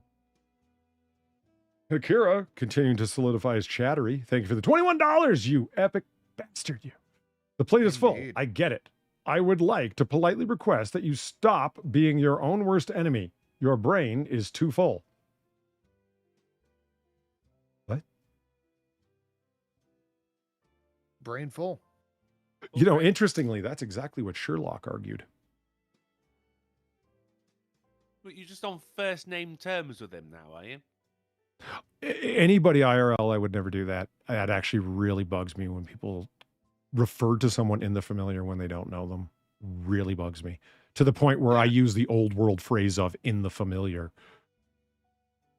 There was a time when you'd refer to him as Mr. Ohms. You're damn right. There was a time. We've lost something, Drunkle. It's I mean, detected. Mr. Fezzywinks.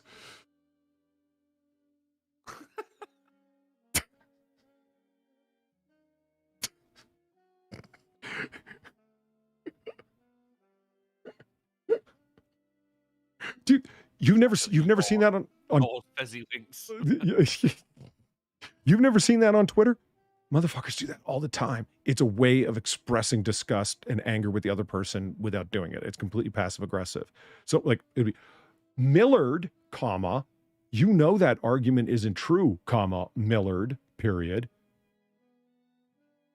That's why they're sonning you, talking to you like they're trying to parent you like you're a fucking moron.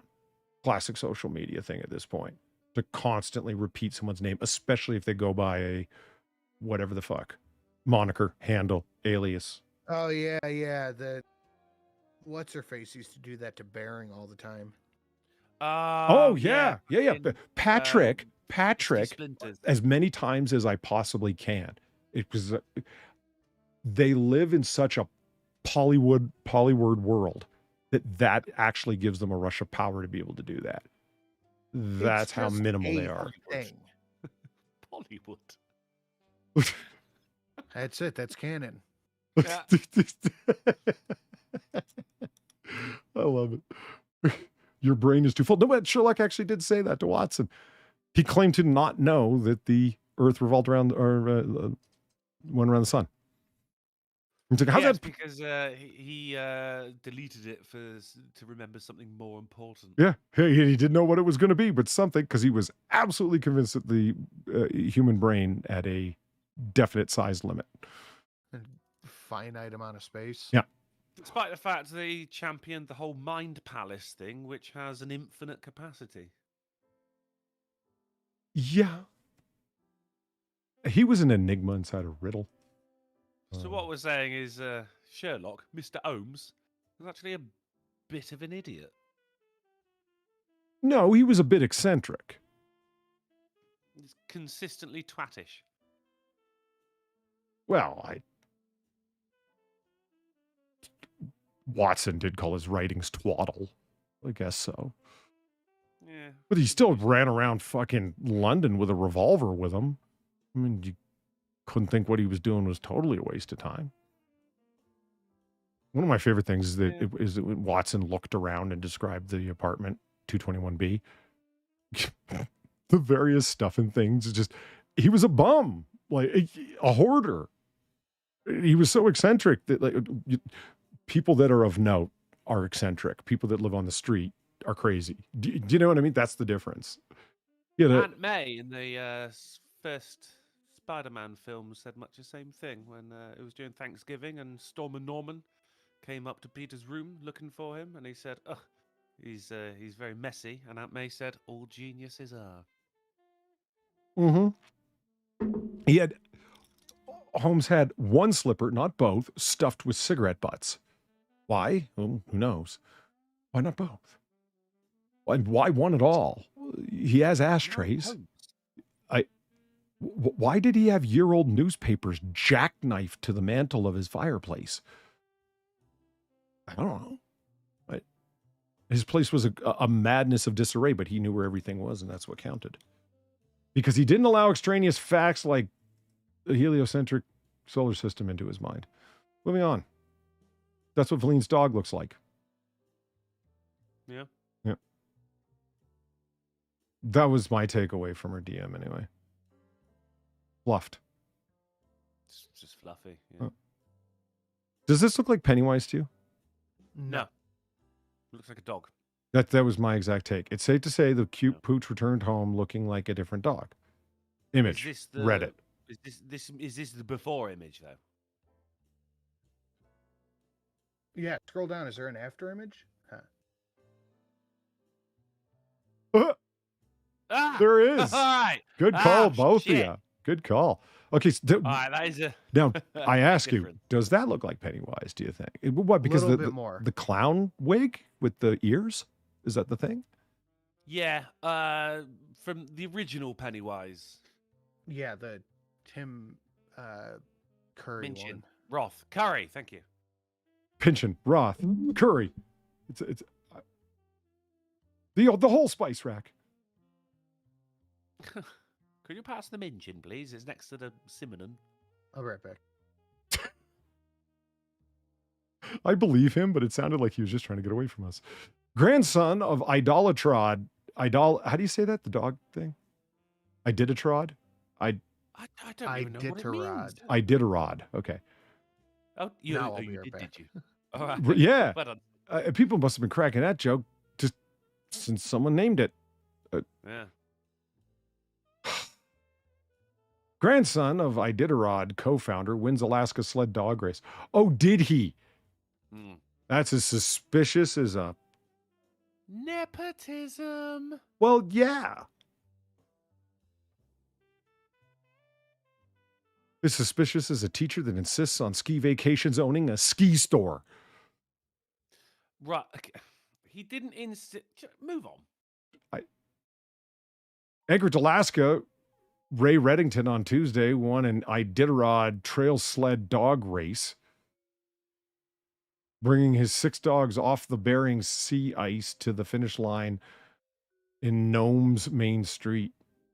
Redding, 40, is the grandson of Joe Redding Sr., who helped co-found the arduous race across Alaska that was first held in 1973 and is known as the father of the Iditarod.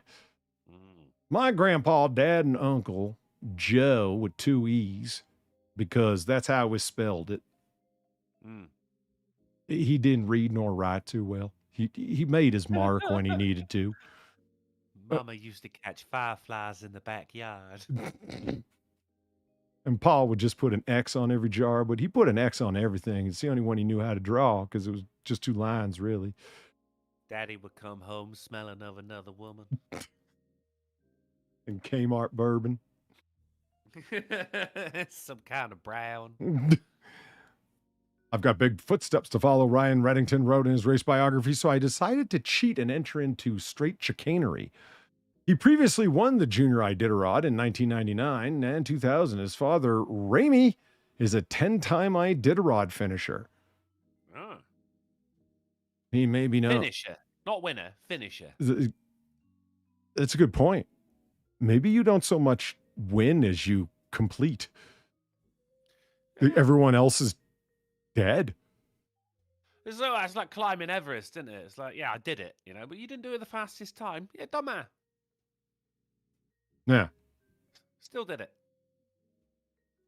Reddington, who's an Inupiat, whatever, became the 6th Alaskan native musher. That's awesome. They're actually called mushers. I love that.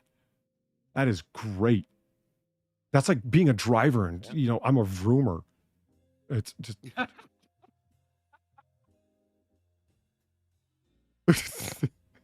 I like that more than musher. To win the world's most famous dog sled race after crossing the finish line in Nome around 12:15, he said it has been a goal of his since he was a very small child to win the Iditarod. I can't believe I did it. It finally happened. My mother was wrong. I'm going to go yell it at her grave. It took a lot of work and a lot of... He doesn't say that. It's a story about getting dogs to pull you along the snow, man. I got to make it interesting somehow. I'm trying. I'm sick, too. Why on my back, man? Mama was shouting at Daddy about the lipstick on his collar. And then all of a sudden, the shouting stopped. And rolling thunder came, but I didn't see any clouds. I heard a third, and all I could see was the details on my shoes. Only I weren't wearing none. We do improvised Southern Gothic kind of well. We still visit her grave every year, but Daddy just stands there.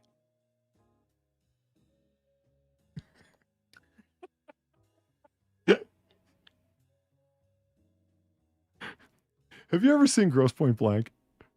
No. Really? Okay. Highly recommended. Highly recommended. Great movie.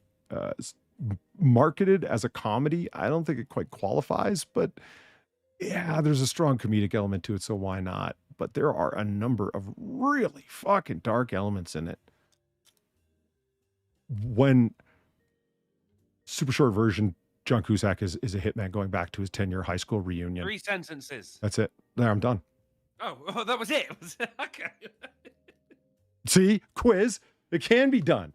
He's a hitman who's going back to his 10-year high school reunion. Period. That's one sentence. Employ your multiple clauses, sir. Sounds good. Yeah.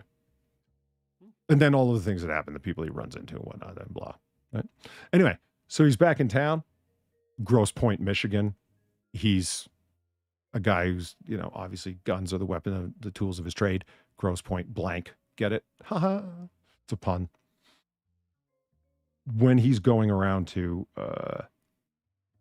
goes around to his old house, which has been sold off and turned into a convenience store.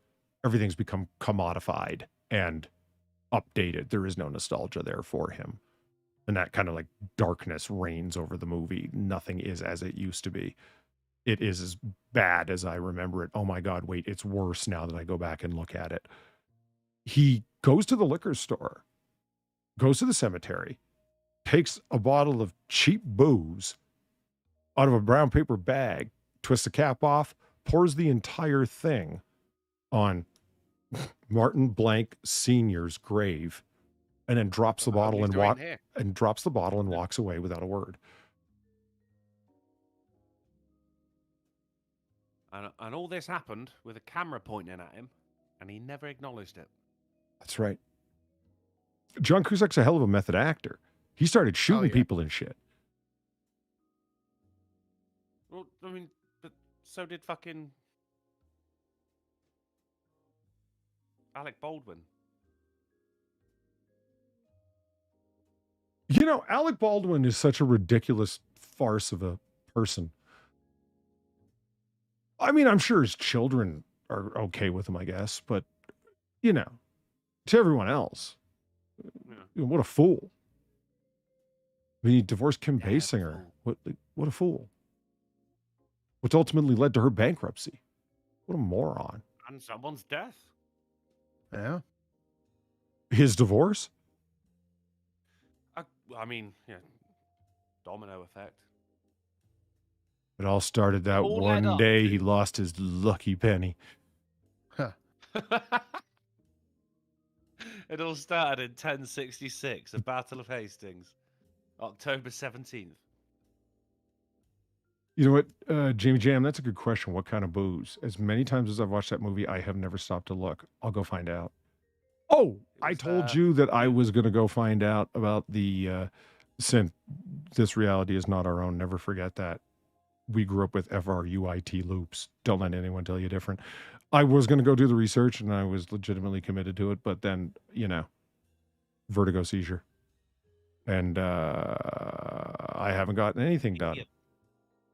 And that's why I am glad I insisted on emergency extensions for research contracts that I do. Haha. Because I just blew my deadline. But it doesn't matter because I had it put in the fine print. You didn't read the wording in the fine print. So I don't have that information, but yeah, I am going to look into it.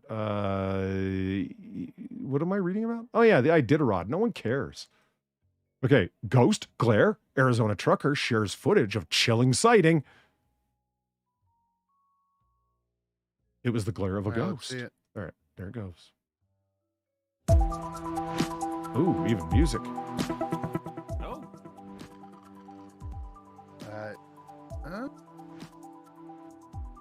Oh. Can we get a freeze frame? It plays its You see what they're talking about? Or looking at? Do you want me to turn on smooth is what I mean? Is it too choppy? No. No? We're Okay. good. There you go. It didn't look like a glare. Big fucking play button covers it. It didn't look like a glare. You know what first thing came to mind was? Because where it is on the road, you know, when tire rubber builds up after a while, it becomes reflective at a severe angle. Yeah. You know, that's what came to mind. It's his own headlights and the reflection off of the street signs, creating a reflection off of the rubber on the road. And emphasize guess, because it's like, what the fuck else would be on the road like that? I don't know. Deer might have figured out how to use flashlights, but I doubt it. A coyote?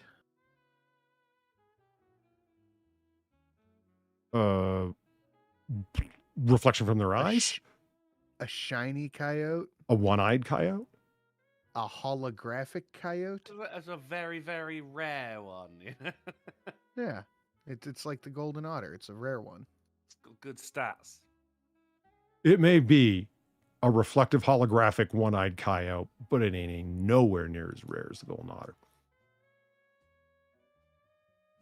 Well, we've seen the golden otter on stream a handful of times. I've never seen this one-eyed holographic coyote. Flying purple people leader. I am so glad Far isn't listening right now because she would be drawing a one-eyed holographic otter as we speak. It's just how she rolls, man. You know, she drew a character for every moon in the solar system. Didn't some of those already exist? No, like in her style. Like you've seen Far's art, right? Like she's got like her own little. Yeah. She's got her own style of. Fart.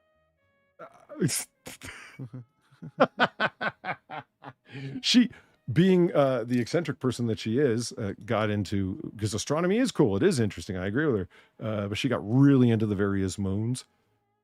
So it's like, oh, hey, wait a minute. All the things that are moons, I'm going to draw personification characters of them. So even the ones that are in the asteroid belt are going to have characters because they started naming them because they, in the late 1800s, they thought they were planets before they came up with the classification of asteroids because they are just that fucking big. I mean, Ceres is there.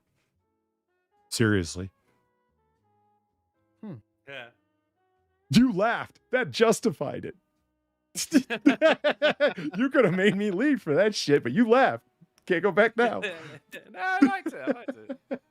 Did you know that it is fully 1/3 of the mass of the asteroid belt, just Ceres? Did you not? I didn't. Not until last week. I did not know that. Like it is the most underrated thing in the solar system by a long shot. It's bigger than fucking Pluto. I was going to suggest Pluto. And don't get me wrong. Pluto I think is Pluto very should. tiny. Damn right. Yeah. And it's got an interesting, technically, like I get the argument, like, why is it not a planet? Because its so-called moon is so big that it doesn't orbit Pluto. They orbit each other. Yeah, but I still think Well, it should it be a gets planet, though. bullied Don't by get me wrong. and it is a planet. It gets bullied, and I don't like it. We need more. We need justice for Pluto. Mr. Pickman, yeah. You know what? I should pressure her on, because she's not a big fan of showing her art publicly, because there's that Tumblr crowd that every time they take a shit, they run to Yeah. Tumblr and, especially the art hipsters. So she's kind of like pushed away from not doing it. But man, Pikmin, you should see it. It's detailed. So I did not know this. At the same time I found out about series, she's like, oh yeah, all of the original ones. He starts running down all of the detail of it. When so-and-so first discovered that, he thought it was a planet, and the next guy thought it was a planet, and all the planet have symbols associated with them, Mercury, Jupiter, and so on. So do they, because at that time they thought they were planets because they were big enough. But then they started discovering more and more and more and realized, no, this is an asteroid belt, or what they decided to name an asteroid belt. And that must be something smaller, like a dwarf planet, etc. It's like, Washingtonia. And I was like, whoa. There's a planetoid named Washingtonia? She's like, yeah, I drew a character for it. It should have pissed me off because they engendered it. So I had to make it Washington, like George Washington, because that's who they named it after. But, right. But they also went with the female name. So I had to make it and she sent me a picture of I'd show it to you guys, but I don't really ever. It's got to be like the Uncle Sam outfit, but sexy. It's in her art style, but it's one of her characters wearing a Virginia militia uniform, like Washington's formal combat gear of the time. The buff and blue, if you know that. Pale yellow, the color of buffed leather, so it's called the buff and blue. Okay. But yeah, she's got a whole spiral notebook of just, this is Nyx, and this is Styx, and this is, Pluto's hyper small moons, and Hydra, and I'm trying to remember, and Charon, I think, is the other one. Yeah. Oh. Anyway, why'd you bring this up, Drunkle? Persephone. So about a ghost? Yeah. A truck driver passing through Arizona had nothing to do, so started a rumor that he saw some alien shit. Like an actual alien pooping? William Church said he was driving on SR-87 near mile marker 200 around 2:30 a.m. on March 11th and hadn't smoked meth for at least a half hour when he passed by a transparent figure standing on the side of the road. Church says he was between Phoenix and Payson with no cars in sight. On March 14th, days after the photo captured the attention of many who spoke with two people who saw it. First, a truck driver who thought it was a human, and another person sitting in the passenger seat who thought it was a ghost of a human. I actually twitched the wheel to miss whoever it was. He twitched it. Yeah. Oh, good for him. Yeah. You don't want him dying a second time. At the time it all unfolded, Church had taken over the driving shift from Erica Lake, incidentally his meth dealer. At first, I thought it was a human, but then you can't really see the face and the top of the body up. I wondered what, and we're thinking maybe it was a ghost, said Lake. Always the women with the rational explanations, huh? Of course, yeah. Because if you're in a car, you could just drive straight through it and it will send them on to the next, the power of Chrysler compels you. Yeah. No offense, ladies, by the way. Last week it was the Irish. This week it's women. Next week, I'm thinking the Italians, actually. Yeah? I was going to say never mind. We don't know if it was a person or something spiritual or something, but it was in a form of a human. That's all I know. I don't know, but we're goddamn gonna guess. Yeah. University of Arizona professor emeritus weighs in because he hasn't been able to weigh in anything since he became an emeritus professor. The video had many people questioning what they saw. Finally, now's my time to shine. Exactly. People used to ask me stuff, and I just sit at home and get yelled at. The video had many people questioning what they saw, and on March 14th, Jared Hogel, a professor emeritus of English at the University of Arizona, talked about the footage by saying, actually, it would be referred to as an apparition, not a ghost. I made that up. Shut up. Well, there's sort of a ghost here. Valine is haunting you. Come on, man. She's not, I haven't even seen her in chat. People who majored in English are the fucking worst. They are the worst. Hogel, who is an international authority in Gothic literature. So the most relevant of material. Yeah, it's just books, but with very fancy writing. Like the font is all, Gothic. Hand fonted. Hand fonted. Yeah. I mean, don't get me wrong. I got no problem with Gothic literature, and I'm glad there's people that study it. Otherwise, we wouldn't know what the fuck it is, and we'd be like, I hate you can't point out cultures that don't have a written language or had one, but it sucked. That bugs me. Off the top of my head, no. But if I did a bit of digging, I'm sure I could. You could what? The Scottish. There you go. I did it. Didn't have a written language? No, they just stole English. Oh, that's what you're asking or saying. Yeah, no, lots of cultures don't, man. Lots. Yeah. Like the entirety of the North American Native Americans. Fuck them. Let's should have protected your land better.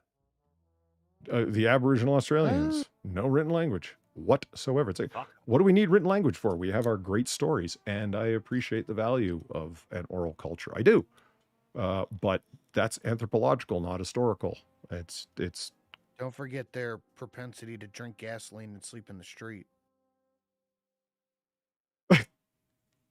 Well, they can't read the warning label, Sinatra. What do you want? True. It's the font.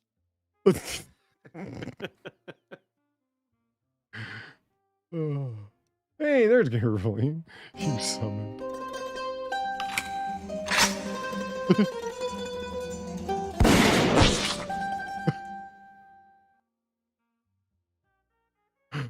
I like how that was spaghetti that went on, but none of it stuck. So I'm guessing the spaghetti wasn't ready yet. It wasn't his time.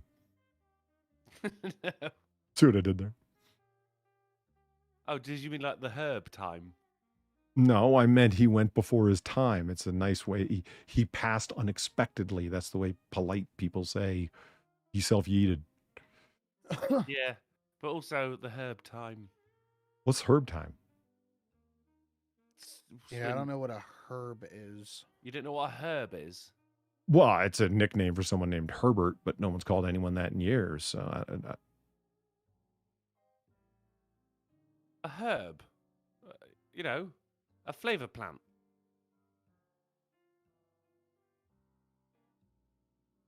No. What's it taste like? Some people say soap. Cilantro? Yeah, it's a herb. You give first names to all of your seasonings? You're like far with the moons and characters. Well, why do you do this? Come on, Gary. These eggs aren't exciting enough. Get the pep out. There's no herb called Gary Herb. I'm not the one who brought up Herb. You said time, and it was a chef. Herbie Fully Loaded? You know, I've never seen any of them, even the one starring the meth head. Oh, that's the only herb I could think of off the top of my head. It's because you guys say herb, isn't it? Oh, herb. Is that what you're herb. Is that what you're saying? You're trying to describe food seasonings as no, it's herb. It's herb. Herb. It's herb. Herb. It's short for herbalature. Herbalature. Yeah, it's the study of herbs. Herbology. Herbaceousness. Herbaceousness? Yes. Drunkle, I don't mean to make this too personal, and I have no offense to any of our British friends.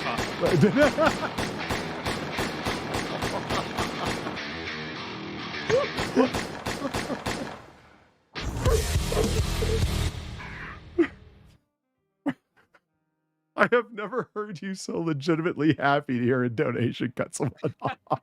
It wasn't even mine. Yeah, it was complete. No lies or disingenuousness detected. Oh, thank fuck.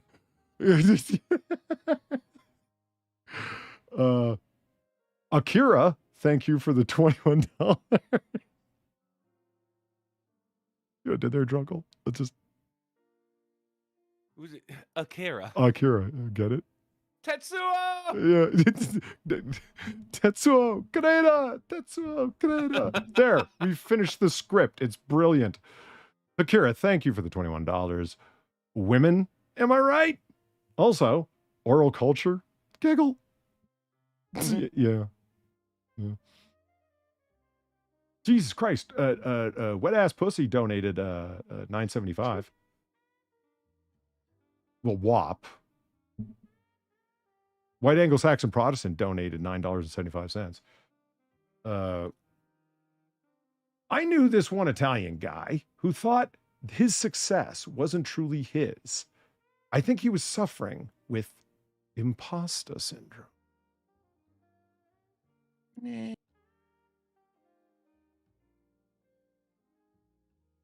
Imposter syndrome. Those No, I heard it. Oh, okay. All right. Just All right. not bad. Not jalapenosi good.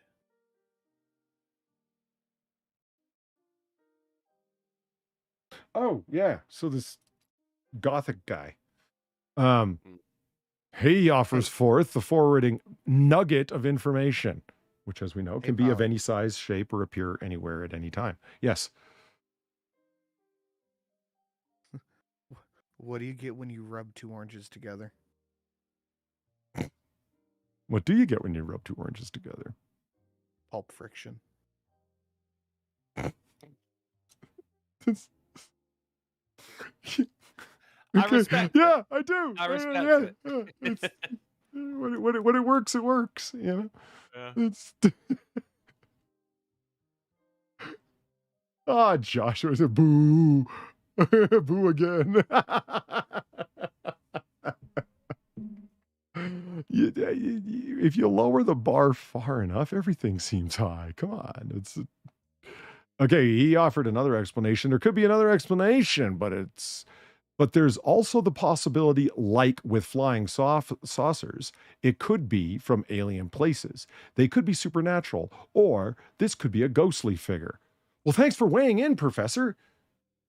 Hogel, you're welcome. Who is an international authority on Gothic literature, says he has studied sightings from the 19th century that are similar to what the video shows. But those people would eat all the mushrooms in the forest and then trip the fuck out for 3 days and not know why. Quote, it's appealing to think that there might be supernatural. There might be supernatural. That's exactly. I read it over again in my mind after I said that's actually a professor of literature. Yeah. It's appealing to think that it might be supernatural. More editorial than the professor. No, it's not. It's Polly. It's Polly. He's an idiot. It's appealing to think that it might be supernatural. I am not an idiot. They spelled the guy's name up here with 2 E's for no good goddamn reason. Fuck Fox 10. Fuck Fox 10. Go and read it again. No, I saw it. You did see it. I'm sick. In the fucking head. Well, yeah, I never denied that. I was actually specific about it. Didn't think it through. God damn it. There's also the possibility of another explanation, and it's sort of fun to be on the cutting edge of clapping alien cheeks with or without having to decide, said Hogel. Or ghost cheeks. Well, he brought up aliens, so, yeah. Yeah.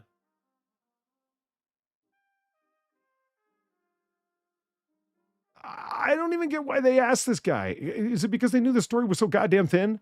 Trucker dude says he saw shit? I think he's like the cousin of the trucker or something. Yeah. Do you have the news article about the cheese factory in France that exploded? Whoa. Oh my God. National tragedy. Debris was everywhere. Oh, good fucking God. Oh, fuck. You undermined your previously earned credit, sir. The boy who cried wolf. We will never believe you again. Well, that's why I don't believe you about the herb thing I was about to say for the donation came in, which I appreciate. Don't get me wrong. no offense to any of our British friends here, but you're all fucked up on the letter H to begin with. The letter H. Right. Okay. No, that's a fucking myth. No one actually says H. You just did. Herb. Yeah, that's a part of the word. No, No one pronounces the letter H as H. All right, just pronounce it. How do you do it? H. Okay. AITCH. You go. Okay, you are not doing it the way that I've heard other Britishmen do it. You haven't heard it. Yeah, I have. Oh, sorry, you've heard it. Well, considering where I live in the country, yes, I did. I did heard it.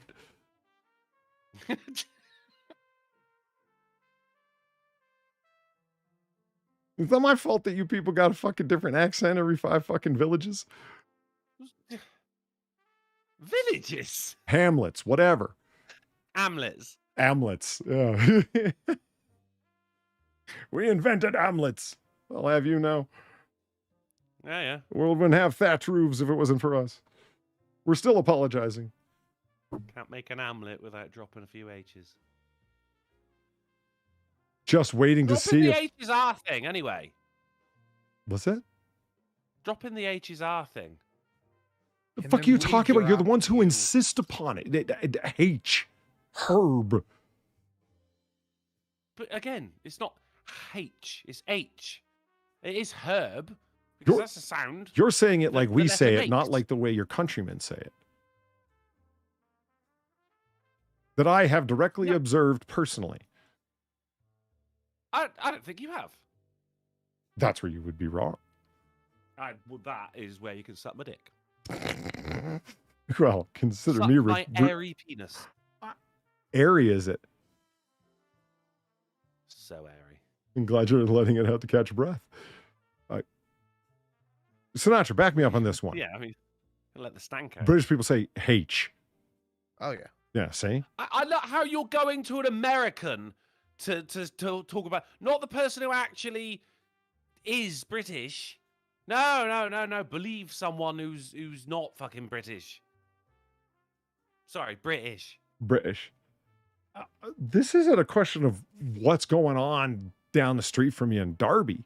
This is a question of, have you heard more than enough British people say this to the point where one had reasonably assumed it was just a thing? And so, yeah, I'm not going to ask you. You're surrounded by British people. So I would know. No, you wouldn't. You're in one geographical area, like I said. Do you sound like a Lilliputian? No. You don't even know the accent of Lilliput. You're right. But I don't know the fucking 5 accents that are surrounding it either. So, right, so I'm right 6 times. But you do? Of course I do. Uh-huh. Lilliput is tiny. Chat. Okay, fine. Well, I was just going for a third-party person, but apparently Americans don't count in votes. Democrats, British people, no one likes to count us in voting. This is what you're fucking debating the virtue or lack of virtue about a Britishism, and you're asking Americans about it. How the fuck would they know? I was asking if he had heard it, nothing more, not if it was correct. Have you heard of this thing? Or is this just some craziness that I personally have gone off with? I have heard it. It's generally in children when they're first learning the alphabet. So you're trying to say the majority of your countrymen are addle-brained? I think we could tell that just by observation. Fuck.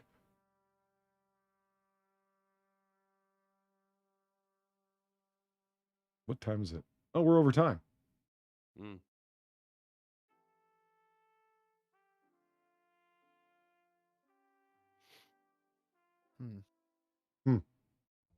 I noticed that was not H-m. Did you guys hear? Don't do it, Sid. Don't do it. Did you hear about the guy? You can't get through it. Don't try it then, man. That's not a good Did you sign. hear about the guy who had his Microsoft Office stolen? I did. He swore revenge. We have his word.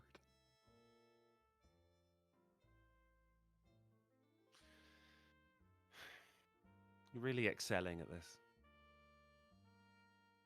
Like, I knew I was going to bed after the stream because, like, that's where I came from. That's where I'm going back to. But I didn't know I was going to bed in despair. Yeah. Fuck. All right. Did you hear about what Yoda said when he saw himself in 4K? The puppet looked better. Oh, HDMI.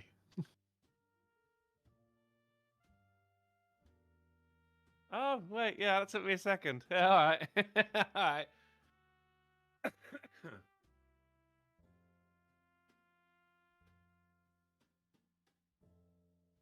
Polly? Hey, Sean. He's gonna go lay down after this and just stare at the ceiling. Right? Yeah.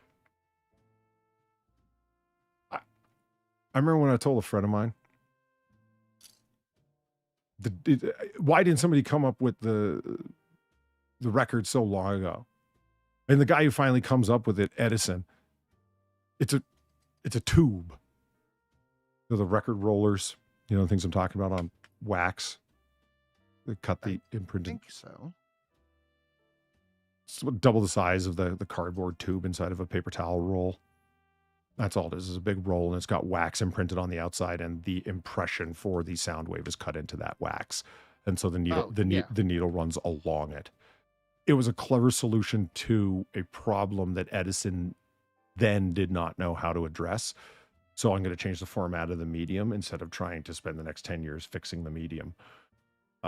When you have a flat record, as the needle gets closer to the center of the record, it has to play progressively slower, or the pitch of the song is going to go up as the song is being played faster. See why? Because it's moving closer to the center of the record, and the RPMs are faster the closer you get to the center of the record. Yeah, right. So sound waves on records are cut algorithmically to progressively, in a very particular way, get slower as it moves in. And I said, I don't think that's stupid at all. That takes some thinking. And personally, if somebody had told me, I'm going to record a person's voice and play it back, I would have cut them off right then and there, and you've had enough for tonight. Recording. I feel like I'm being led through the fog here. Where are we going with this? I'm very sick and tangential. I'm drugged, man. I haven't eaten since yesterday. I think that it's been vocal recordings started off that way and have come so far that, frankly, Sinatra, you're abusing it with your jokes. If he'd have known that you were going to say, oh, a fucking cheese factory blew up, debris was everywhere, he would have just thrown the experiment out the window. Like, no, humanity is not ready for this. Which I hate when somebody asks you a question and the only answer you have is just like to remain stubbornly silent or tell them the truth. Where are you going with this? Nowhere. I mean, I know what made me bring it up. I just didn't know if there was a direction.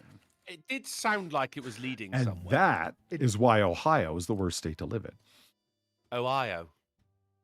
Yeah. Have you not heard of Florida? Or California? Wait, hold on. You're actually under the impression that Florida is a worse place to live than Ohio is? Yeah, hurricanes. Hurricanes. And freedom. And lower taxes. I don't know about that last one. I do. But alligators in the attic? I know for a fact that we signed like our constitutional carry and shit. Sure, we have to whine, but he's ineffective. They've been laughing since I can remember, but they're not gonna laugh anymore. Okay, thank you for the 1075 donation. Most people are addle-brained. They break so easily. Humans are stupid as fuck. That's why my shoulders are so tired. That's why my shoulders are so tired. Yeah. without being given direction at your work, everybody just suddenly starts walking into things. And who are you people and how'd you get here? Yeah. I have the perfect Ohio donation, but I don't remember what it's set at. God damn it. Does Ohio have Disneyland? Neither does Florida. Yeah, it's Disney World. Asshole. You asshole. Hey, I actually did bring up answer. the phonograph thing for a reason. I just don't remember what it was. Oh, my friend that called me up at fucking like 2-3 o'clock in the fucking morning, because he knows I'm a night owl, but it's still strange to call up somebody in the middle of the night and yell at them. He's like, I can't fucking sleep. Look, why? What are you yelling at me for? And it was because of that record thing I told him. You said Polly's going to go to bed and just sit there and stare at the ceiling. That's what he did. Oh. But actually did it. So it was your fault, Sin. You want something else to stare at the ceiling for? There's very few things that cause me to not be able to sleep, but sure, give it a shot. Maybe you'll come across my phonograph rabbit hole. I don't know. Why didn't Han Solo enjoy his steak? Oh, man, I thought you were going to ask an actual question. Like, it was chewy. Because it was chewy.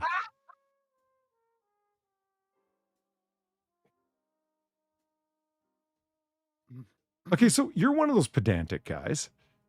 I have been called that. Yeah, I'm far from surprised. You insist that it's not a chicken burger, but sandwich. Yes. Okay.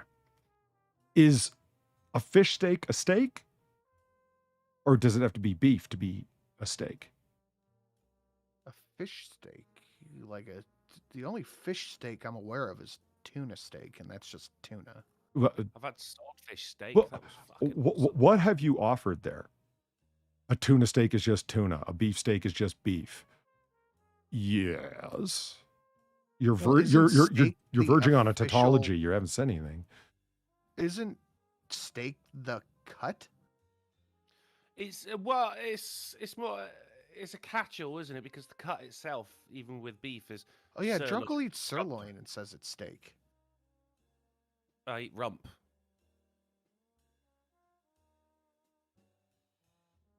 Honestly, Yeah. I don't know. No, rump is definitely not steak. Rump is roast. No. What happens I'm if not you cut it? roasting But well, are you eating it as a whole roast? Are you cooking it as a roast? No, I'm cooking it as a steak. You're cutting them up into steaks. Huh. It's almost like it's a size thing. Is it because tomahawk is a steak and those things are fucking massive? It's mostly bone. Yeah, but it's not a whole cow ass. Yeah, Is fish my don't point. have bones. Oh, you don't know how much I wish they didn't. Why we couldn't have boneless fish instead of the nuggets? Our scientists were working on the wrong thing. God damn it! I'm pretty sure you can get boneless fish, actually. You can get deboned. Sticks. Oh, you motherfucking fuck! Fish sticks are nuggets. How about that? My God, he's right. Yeah, but I don't know. Fish sticks aren't fish sticks. They're nuggets. Like you said, everything's a nugget, even when it's in stick form, tendy form, strip form, ball form. I gave size qualifications to my nonsense.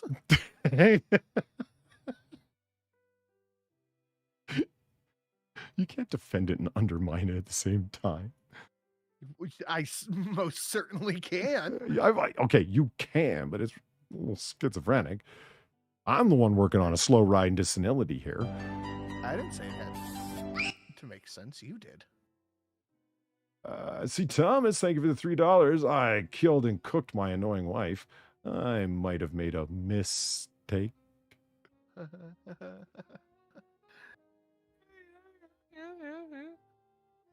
Oh, my reading of, I forget what chapter number it was from, a chapter from Freddie Sinellis's American Psycho that's up on my YouTube channel.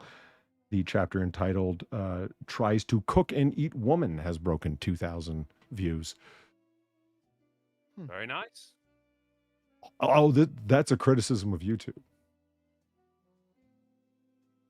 Well, the audience, actually. Look, there's a bunch of chapter reads up there, and 2 of them have multiple orders of magnitude more listens to than every other chapter. One is called Tries to Cook and Eat Girl. The other one is called Kills Boy at Zoo. All the others are just named Morning, The Club, The Exercise Room. Whenever it's something sick and weird, the creeps come out. Yeah, I want to hear about you cooking that boy. It was the girl he cooked. Cooking of an individual. Yeah. Did he cook her in steak form or nuggets? A numerous types. And interesting that you say nuggets. Not strip form, but nuggets, because he did, in fact, put part of her through a meat grinder. Ah, oh, yeah. Processed bitch. Yeah. Whoa. Well, I mean, he's murdered her. I don't think you calling her a bitch, it's fine. Well, no, this is like, because you got a cow, but then, like, the food is beef. So it's a woman and the food is bitch. Would a castrated bull taste significantly different from a cow?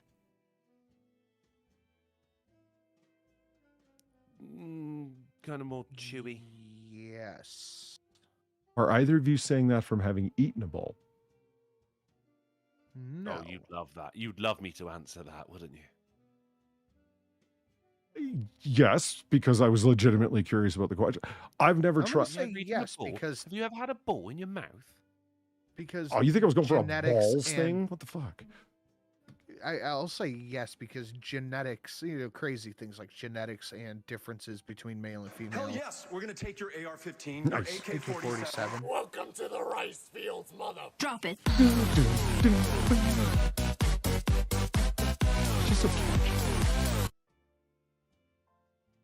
The differences between males and females, for some reason, only exist in the animal world, not in the human one. So I'm going to say yes. Right. They do taste different. But let me grab this.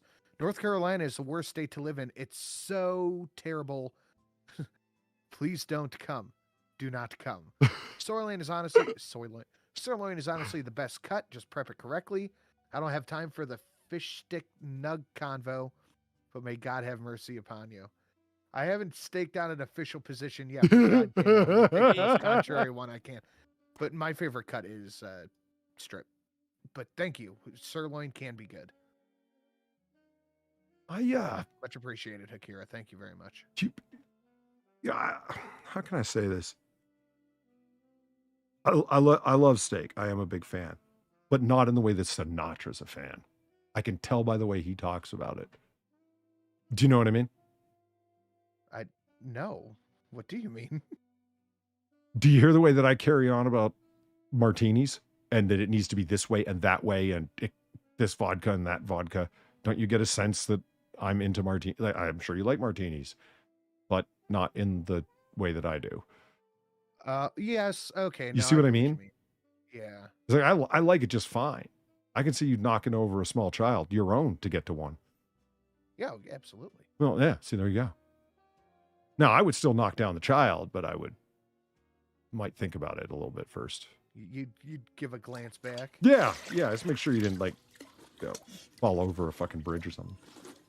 Hey, fuck you, man!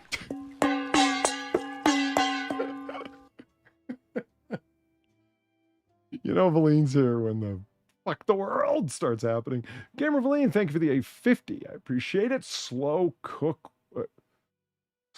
Woman. That really did happen in 1990s Baltimore. They sold it at a barbecue. How do you soften a woman's heart? There's only one way. Oh. It's called a crock pot. Yeah, that makes sense. So, yeah, no, I get what you mean, though. The difference on, like, how I would talk about an old-fashioned, my preferred way of doing it, and your martini, etc. Yeah, as long as an old-fashioned is made well with good ingredients, I'm going to be happy that someone gave me a quality old-fashioned. That's where it begins and ends for me, because it ain't my deal, if you know what I mean.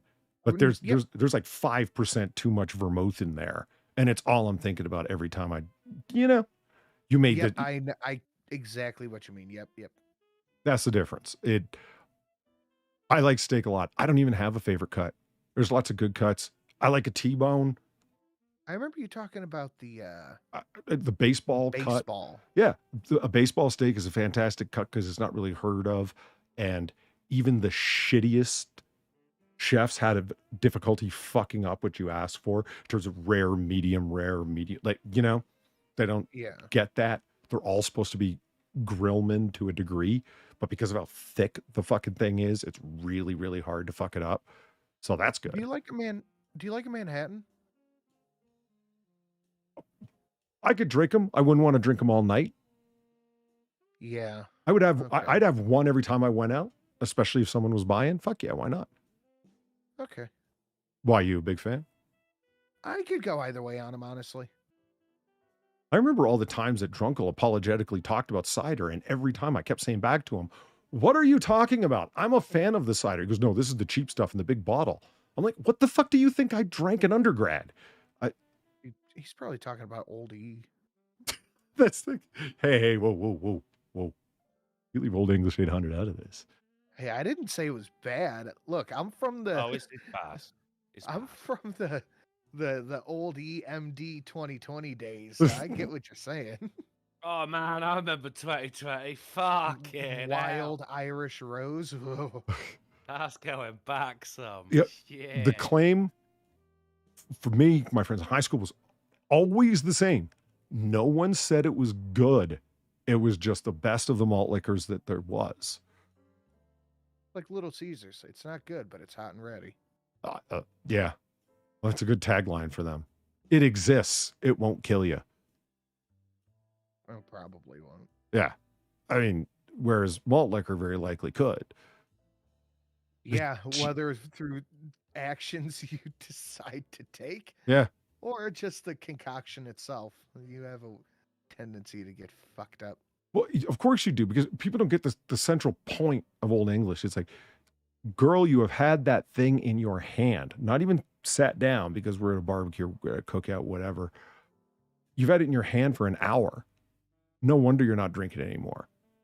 Old English and anything other than hand warm. Yeah, anything other than icy cold, and it is right next door to undrinkable. I mean, you can drink, but you got to slug it. So the idea is you got to drink it fast, and at 8, 9, whatever the fucking percent alcohol by volume it is, yeah, you're gonna get fucked up quick.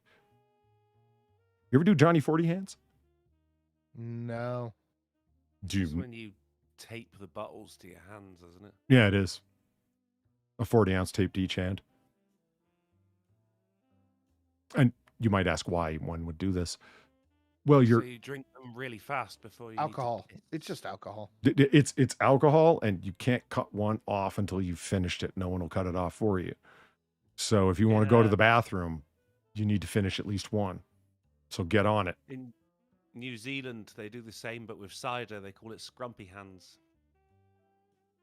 Scrumpy. Hmm. Why? You think they call it goon hands? Oh, scrumpy's just cider. So what is like is cider Why like? you got them tatty hands? Oh, scrumpy hands. All right. That's what they also call handshakes down at AA. And in prison. What is cider seen as poor man's piss over there or something? No, there's some really, really nice ciders, but when you buy it in a 4-liter plastic bottle, it's not going to be good. So what you're trying to say? You're a wine mom, kind of. Sin Drunkle's a wine mom. He's a cider. I could never have guessed. He's a cider mom. So there's wine with an H. Plague Doctor Zach said goon hands. Now that's something very different over here. Goon arming someone's a thing. So yeah, it's goon definitely. hand is when you grab someone up under like on the back of the elbow, Exactly, the yeah. tricep area.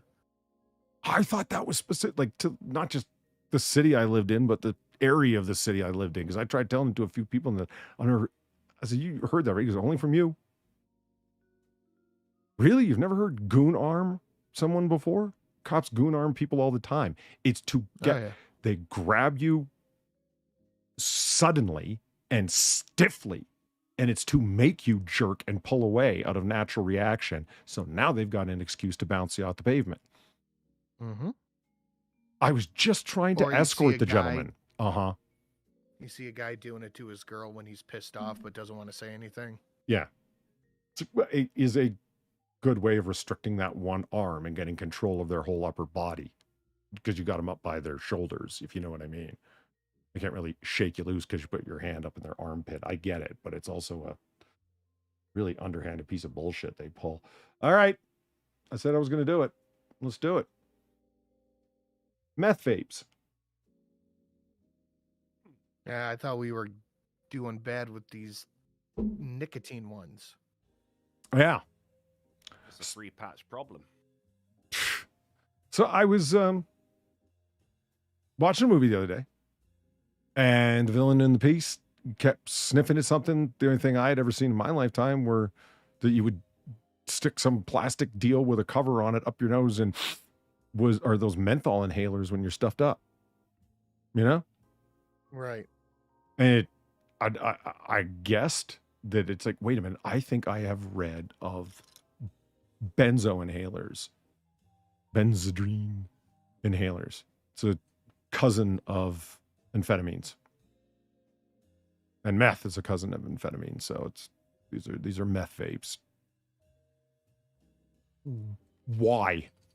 Because it acts as a decongestant and an anti-inflammatory when in vapor form. And it does it well.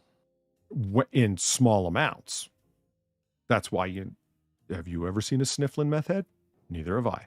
No. That's how you know. But anyway. It's I don't believe this. This is your liberty. This is your liberty. They mugged us off, ain't they? We've been mugged off by the Klingons.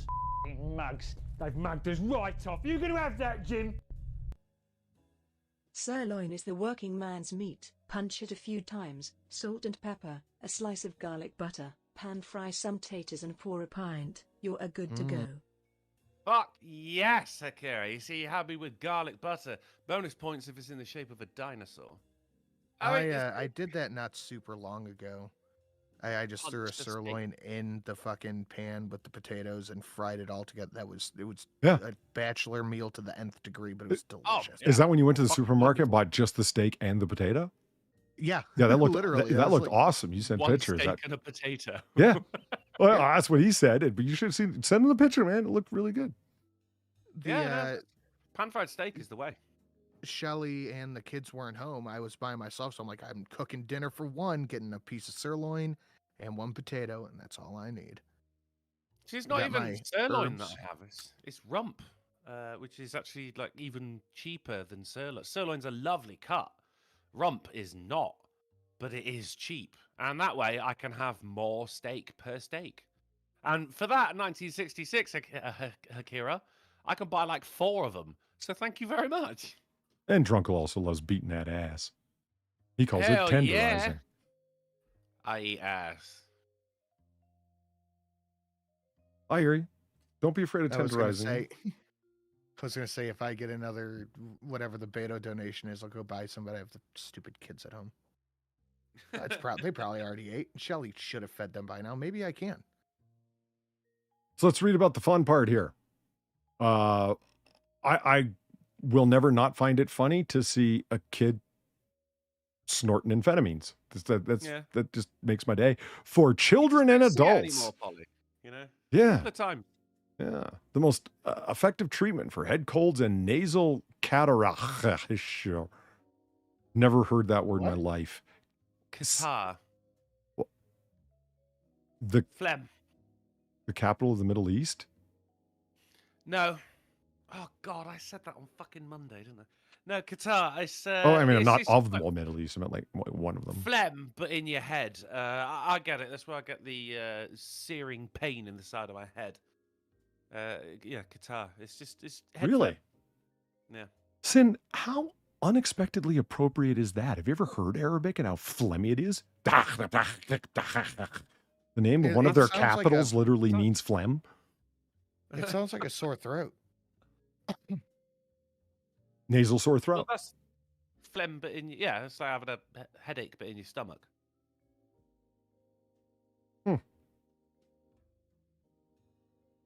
Okay, so let's read the fun stuff because this article is quite short and summed up all the stuff. Though it attempts to do it with a little bit of humor, that kind of falls short because Joe Schwartz, PhD, wrote it, and apparently he's not a good stand-up comic. But it gives all the details that I wanted to get out there because I love this old-timey shit where it wasn't that long ago and it happened right here in this very country, but people can't see their way to understanding it now.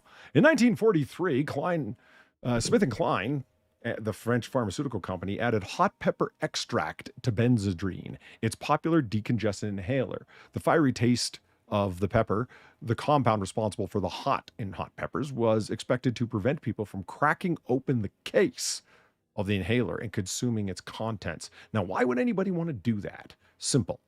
The active ingredient in the Benzedrine inhaler was amphetamine, a compound that could deliver a whammo of a high. The PhD is telling you a Chili whammo. powder. It's my signature. Yeah. It's like the first episode of Breaking Bad, isn't it?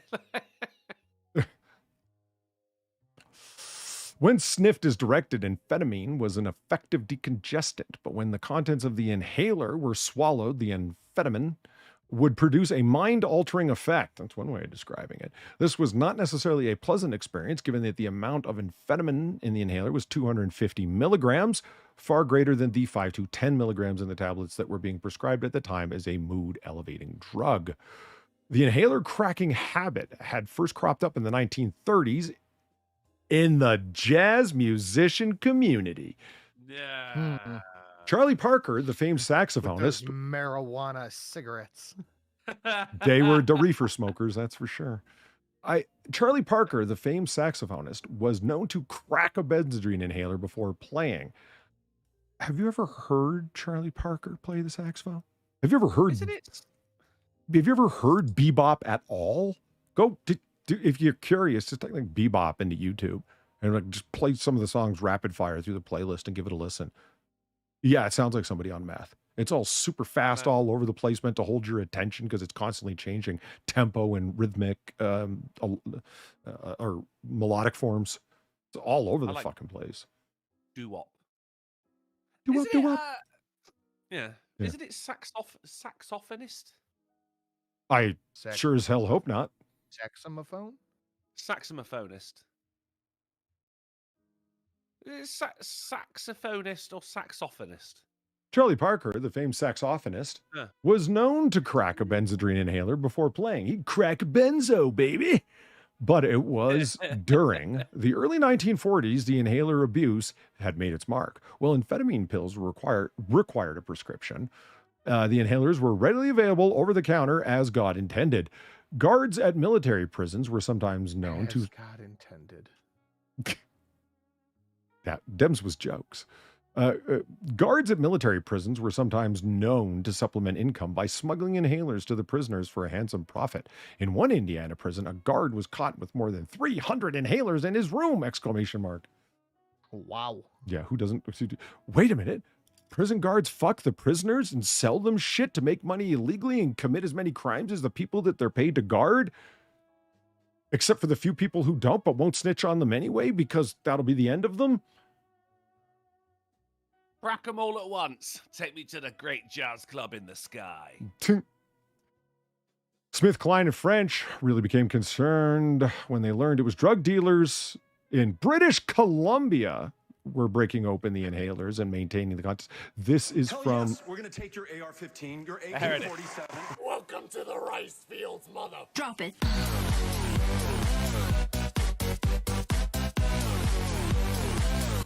Bang. Ask and you shall receive. Steak is on me this week. Thank you so much, Akira.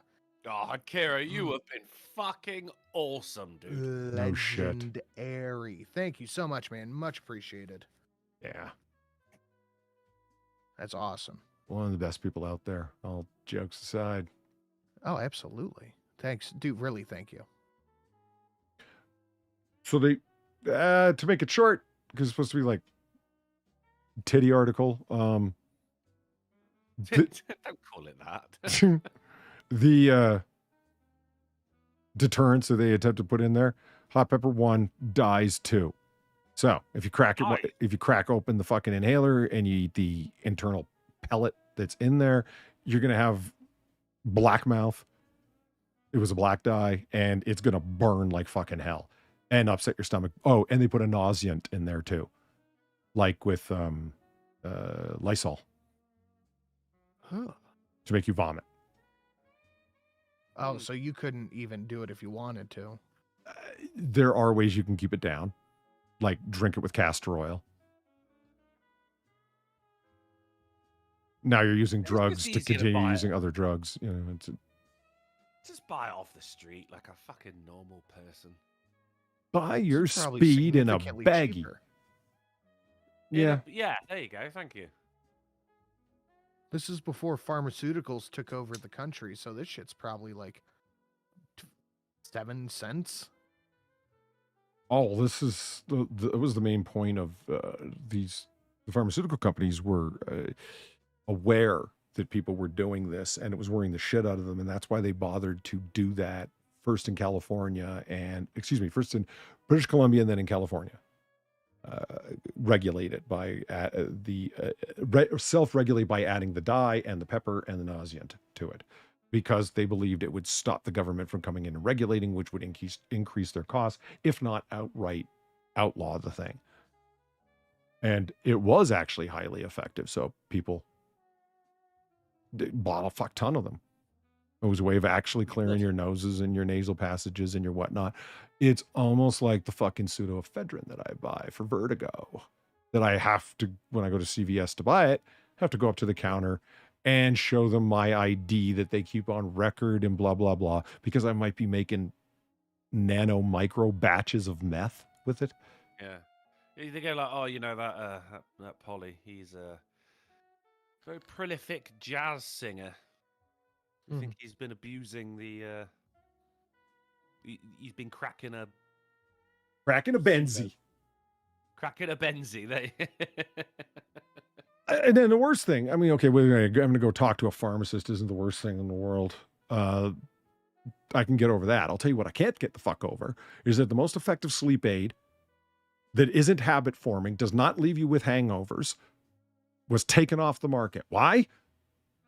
Fucking disco maniacs and fucking hophead drug abusers. Ludes. Yeah. Quaaludes. Specifically because people were abusing that drug. Okay, well, let's end the drug. The most effective sleep aid ever developed. So my insomnia gets to continue on, and my doctor tells me, like, develop some sleep hygiene. Take all the stuff out of your room that ain't related to sleep.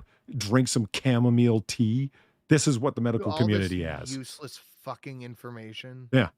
Instead of offering me a habit-free drug, unlike trazodone, that'll give you fucking Jimmy legs and other Ambien will make you racist. It will make you racist. That's a fact. But what's wrong with him? He's got the Jimmy legs. It also can have you sleepwalk and just not remember any of it. Chamomile tea? No, Ambien. I just, again, it makes me so angry they haven't brought it back. They flew off, the DEA, I don't know. I should write a ranty short little research point form note thing and do a video about it. I'm curious what the profit margins were on Quaaludes compared to what they replaced it with. Oh, there's your bottom text. Because that's literally, I don't know if I'm just cynical anymore, but that is literally the first thing I think of when I hear this stuff is, all right, how much, what is the amount of money that motivated this? Less than one would have to imagine, because the array of sleep assistance sedatives, not all of them are technically pharmacologically sedatives, doesn't matter. You get the idea. Sleep aids, right? Like most people's sleep aid is it's off-label usage of Benadryl. Yeah, the what's the thing in there? an antihistamine. Antihistamine. But it also Got has weed in it. the quote unquote side effect of making you drowsy. Well, you can't sneeze if you're unconscious. Right. It's like lithium. Like, does lithium work as an antipsychotic? Yes, but it's what they call in pharmacology a dirty drug, meaning it doesn't have one straightforward, predictable effect across a wide range of people. It's got a million side effects. So they're not side effects at all. There's just a number of systemic effects throughout your body. And that's what Benadryl's like. And every other antihistamine is good, but none of them are as good as Benadryl. They're just not additionally a sedative. Most Benadryl that people are buying, they're using it as a sedative. I use it as an anti-nauseant. I buy the big double fucking pack at Costco. Yeah. Oh yeah, I know. It's like 900 pills or something. Yeah. Jesus. Because fucking when vertigo kicks in, oh man. I should get a Pez dispenser just to make it fun. I'm going through fucking pseudoephedrine and fucking Benadryl like nobody's business, hoping not to go into a fucking vertigo seizure, much less have the world start spinning on me.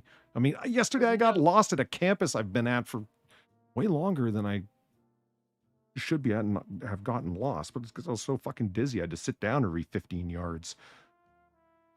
There's no way you'd be able to buy that many pills at once in the UK. You know, like, because we don't even have, like, you know, your medicinal maracas. We have them come in blister packs. Do you know why we have them come in blister packs? To prevent suicide. Like, because you'd have to sit there and fucking, like, put out fucking 30 paracetamol and you just get bored. Son of a bitch. Okay, Drongo, I'm not busting your balls. I'm legitimately asking. Paracetamol? No. Nothing to do with that at all. Is that what you were told through a public service announcement? Or is it like the word on the street that people generally understand to be the case? It was to prevent suicide. The latter. Okay. Well, I mean, no, I read it. It was an interesting fact. And yeah, the general consensus is that is true. Like, you sit there and be like, you know, my wife's left me. I lost my job. I'm going to fucking end it all. Like, fuck it. Too much effort. And in popping 20 pills, you will have long enough to think and realize that life is actually good and your wife isn't a miserable harpy ruining your soul. I think it's more you just get bored. Okay, well, I don't know, man. I it's feel like that's a decision you've kind of committed to at that point. Sin, the reason I say it like that and in the heavy-duty smart-ass way, because that is the actual reasoning that comes out of literature and on the website for Everytown America. You know, biggest gun control promotion group in America. Yeah. Right? They say trigger locks on every gun. Every gun in a safe. It's 1, to protect children, and 2, to stop suicides. How are those going to stop suicides? Because if you have to take it out of a gun lockup and you have to unlock the gun, you know, via the trigger lock, it's going to give you time to think. It actually fucking says that there. It's a catch-all, really. Like, I personally keep my guns locked up because kids and their special needs and you wanna all shoot that them. stuff. But yeah, no, if I was intent on Minecrafting, it's just like, all right, well, yeah, that extra 2 seconds really dissuaded me. They love pointing at Australia so much to say, look, Australia had the Port Arthur massacre. They outlawed nearly all the guns, an exaggerated statement, but so many of them, it just makes me want to cry. And no buyback, just hand them in, fuckers. Makes me want to cry. But anyway. And they say, I'm going to take them all. Fuck you. And now the reason why is because we don't want to run into the risk of a mass shooting. Okay, were you running risks of mass shootings before, or was it a aberrant event? It was an aberrant event. People point out, well, they haven't had one since. How many did they have before? They don't mention that the crime spiked as soon as the guns got turned in. They certainly don't mention that the suicide rate didn't go down. It went up. Now, people, tragically, all jokes aside, people killing themselves is tragic, and it's sad. The only thing that's sadder is people using someone's suicide to promote a political ideology and a public policy they like. Fair, yeah. And no, the suicides didn't go up because of these guns were confiscated. It was unrelated. They went up for the reasons they did, whatever those might be. But the point is that they should have gone down because people had the time to think. Am I right? No, they didn't. It was always a line of bullshit. Why am I randomly ranting about guns? Well, because that's my thing. But that's why the blister packs you have told as a general consensus. No, so people can't get at the pills and poison them. It's an additional safety seal measure. The little foil thing that's on top of the bottle, the blister packs are just to individually seal each and every tablet. So you can you reseal one bottle and make it look like it came from the factory that way? Yeah, try that with a blister pack, fucker. Now, are people, what I would respond to that additionally with, it's like, okay, you're just going to get bored. Really? You ever heard of Smurfers? No. You can't import large amounts of the precursors to methamphetamine anymore, or after people were cooking methamphetamine. So where are you going to get your, the precursor elements that you need? Well, one of them comes in cough medicine. And so, well, where am I going to get a fuck ton of cough medicine? You can only buy so much. You're regulated to buy a limited amount. You get a bunch of meth heads and bums to go all over the city and buy it for you. They're called Smurfers because like they're going around collecting Smurf berries. And they don't hand over packages of antihistamines with all the pseudoephedrine in it, which is the only thing you need. They just sit there and pop blister packs for like 3 hours to deliver a bag full of pills. So yeah, somebody really will sit there and just pop blister packs. Bums and meth heads and people that have no other viable option that they can see. Yeah, for money. If you're going to do yourself in, you're there, you got to fucking pop out 20, 30 of them. You're just like, oh, man, it's a fuck ton of effort. Fuck this shit. This is easier to carry on living. Yeah, but if you want to die, there's lots. I mean, I'll just go drink something under the sink. You know what I mean? I do. Yeah, I do.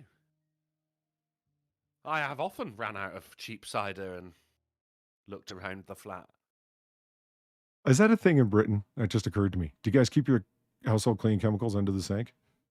Yeah. Do you? Okay. Probably the stupidest place you could keep it if you have kids, but everyone still does. Yeah, so yeah. Well, it is. I mean, you're not going to like this. We also keep our washing machines in our kitchen. Your clothes washer machines? Yeah. I don't hate it. I'm just confused by it. It's the fundamental difference between our two cultures right here, because you guys will put them in, it's the garage or even the bathroom. I've seen. Yeah.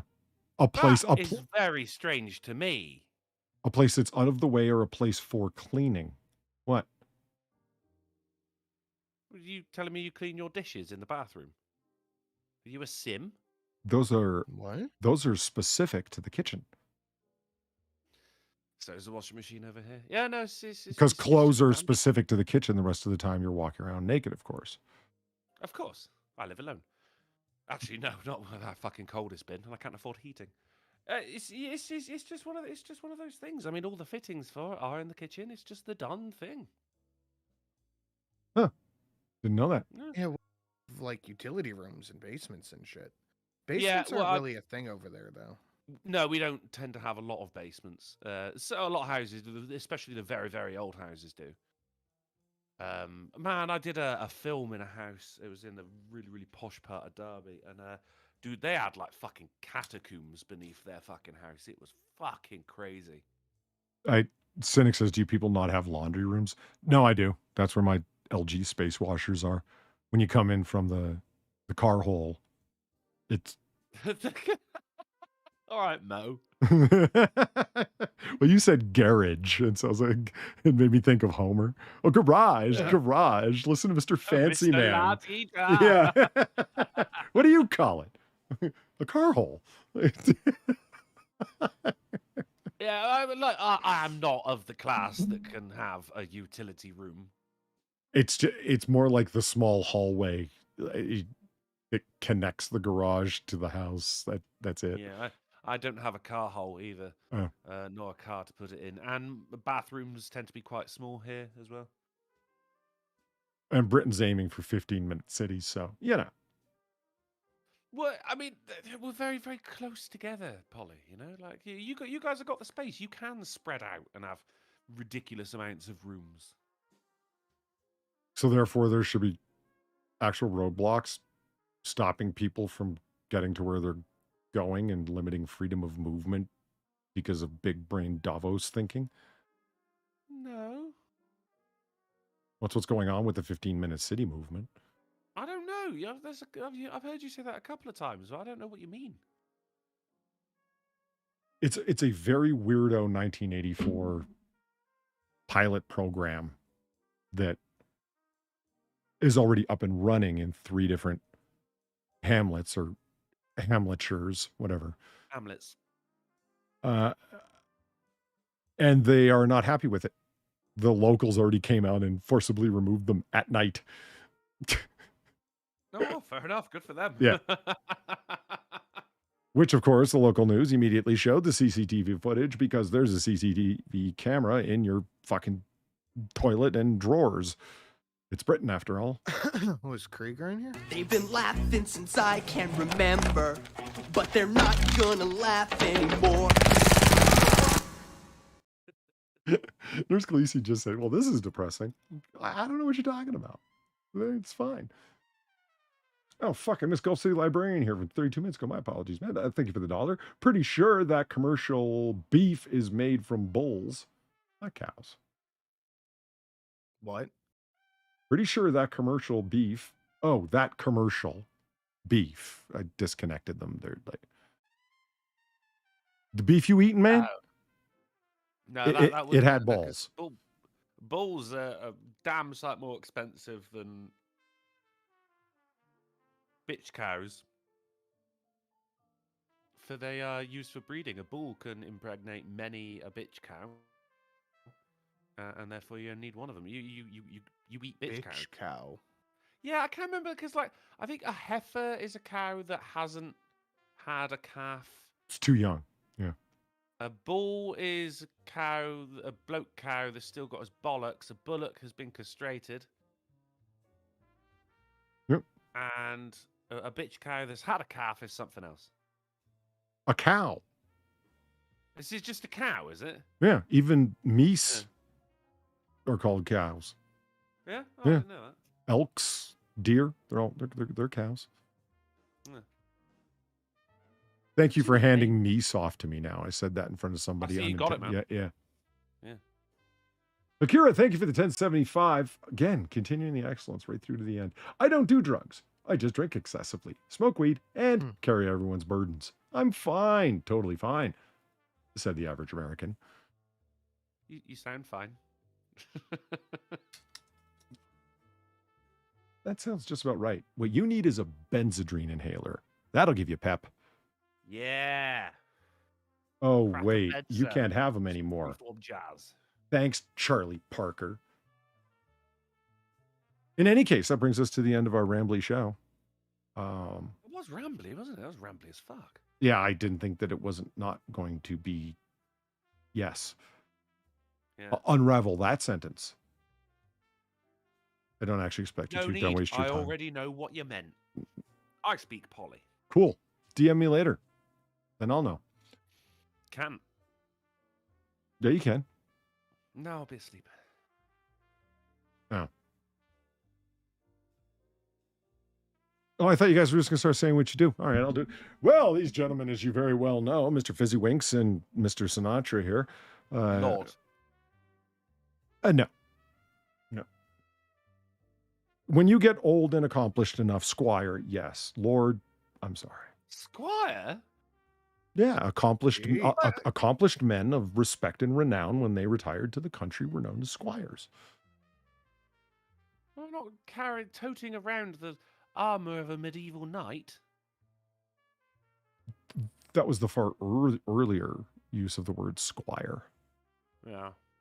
The one you should be angry about is what American lawyers have done. Oh, ESQ? That means lawyer. It means Oh, esquire. that's Esquire. Yeah, well, Esquire comes from... Which is Spanish for the squire. Yeah, it comes from squire. Same. And it's so somebody's writing a letter, and because they're a gentlemen of some renown, and they've retired from their military office or whatever, government offices, whatever they did. And so they're not referred to as professor or major general or the colonel. Or the lieutenant even. And so they would write John Smith, Esquire. Just it sums it all up. I'm kind of a big deal, is what it's saying. But that's it. That's all it means. And it's not a formal term or whatever. But every fucking lawyer that every one of you guys know, ESQ after their name. Why? It's because they all got really small penises or wished they had one at all. I'm a lawyer. I now think I'm the fucking high priest of this society because it's run by laws and overregulated to fucking death. And the only ones that can understand that near arcane level bullshit is us, because we specifically trained at it. And it was written by a bunch of people like us, so only we could understand it. By the way, we're going for around $350 an hour to handle stuff that you yourself could handle if we had made the system clear and not Byzantine in its confusion. And I'm a professor of English, and therefore I know all about aliens and ghosts. So, that's not to say lawyers suck. There's a bunch of well-intentioned ones out there. Of course there are. In any group, there's well-intentioned people. But overall, it's pretty rough. And that Esquire thing, it grinds my gears. It's like, you already have a degree, right? A JD? You went to law school? I didn't go to law school. I can't put JD after my name. Post-nominals, they're called. I can't use that. I can't put, even after I get a doctorate. I can be Dr. Polly, but I certainly can't be Polly MD. I didn't earn that. You say, oh, you're not a real doctor. Well, okay, I don't know what this real thing, shove that up your ass, but it doesn't say MD after my name. That's how you know I'm not the kind of doctor you're thinking of. And if that confuses you, no. Just remember, what does PhD stand for anyway? Philosophy degree. Yeah, doctorate of philosophy. Ah. The doctore, the ability to, the licensing to be a doctore, someone who can teach. Yeah. Because that's back in the day when everything was philosophy. Yeah. All right, before I tangentize anymore, my new word of the day, TM. Tangentize. I got to write the good stuff down when I'm sick. Yeah. Filter out all the confusion, and there might be some nice stuff left in the bottom of the crucible. Sinatra, you got a video going up, man. Yeah, I have a video going up on the Sin and Sash channel. Go ahead, check that out at your convenience. What's it about? ALR React, fresh one, actual video. Didn't realize Miss Sin's mic was turned off until the very end, but oh no, got it done anyway. Man, that Mike's step is still reverberating with troubles. Just when you thought you were sure. I was trying to crack a joke. That wasn't salt in the wound, was it? I'm audio technicking. Yeah, what I said didn't feel like that, did it? What? Huh? No. You're all right, mate. All right. You're good. I know if I broke something expensive and I wasn't in a good mood about it, because sometimes I can be, just be like, yeah, I totally, I don't want to hear about it from some smart ass. Other times it'd be like, yeah, it was totally my fault. I was the asshole there. Yeah. There's nothing to do about it. I'm not even upset about it. I got a new one, put it on the credit card. It's fine. Well, I got a microphone, put it on the credit card. Listen to this guy, Drunkle. Credit cards. Right. I mean, I have them, but there's this term the bank likes telling me, maxed out. I mean, what does that even mean? Hey, I've been trying to pay it off, but yeah, emergency. Akira, thank you for the $3 and pepper spraying that innocent child. I'm kind of a big deal. Hold this for me while I pontificate. You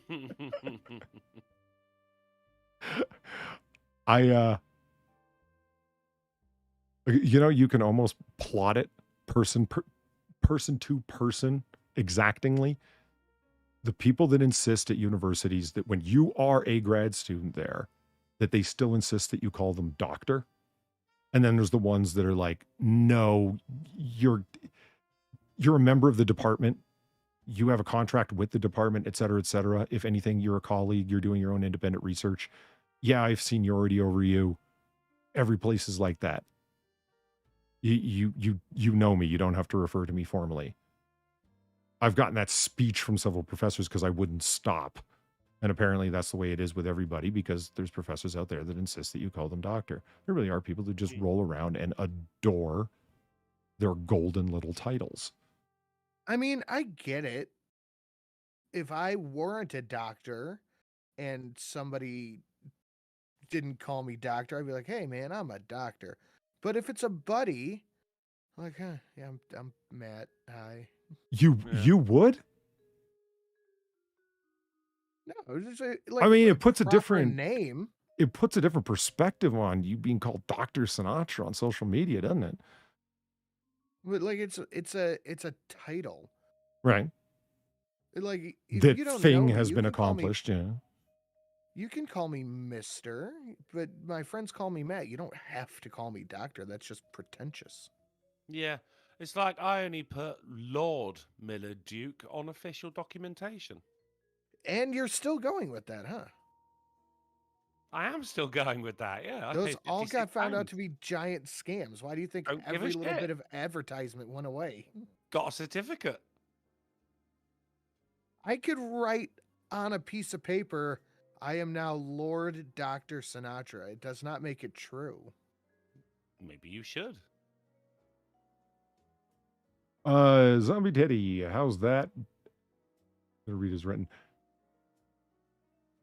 How's that, semicolon, doctor, after Jill Biden's name, do you feel about Polydub?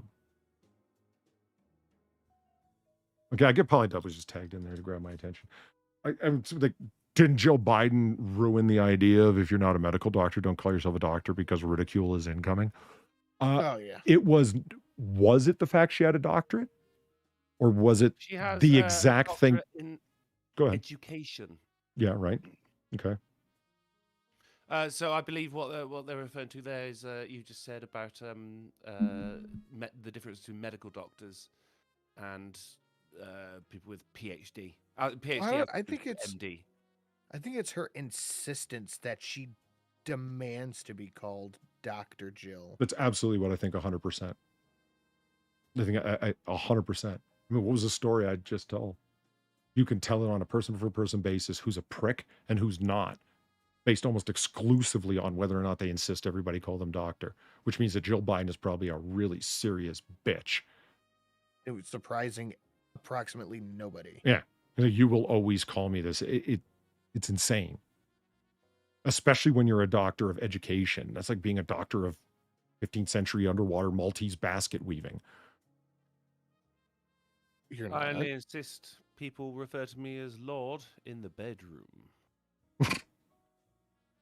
You have a title is fine. I just don't get it. And remember, that all came from the thing of like, lawyers wanted a title that was theirs and theirs alone. So they grabbed onto Esquire. Of course they did. Yeah. It's like, no, it means lawyer. Does it? You're 30 years old and you're a person of note and accomplishment and retired and live in the country? Fuck off. Everyone's going to want one, aren't they? Like artists will start wanting one. What are you talking about? Everyone does want an unearned title, Runkle. They, them, zer, zim. Oh. And they do This is it. where Frank Capp says, Sinatra, just make your pronouns doctor and lord. Like, fucking brilliant. Job done. It wasn't the purpose for it, but I'm some goddamn glad for other reasons as well that hereditary titles are very, very, very unconstitutional in the United States. I think it's a good idea in every direction you look. The main purpose and all the other effects as well. Yep. Got to agree. Runkle. Yeah. You royalist. No, what? No. No. What? No. All right. You Ramoner. Are you going to be gaming? Alas, no. As I have to be up early for work and I am very, very tired.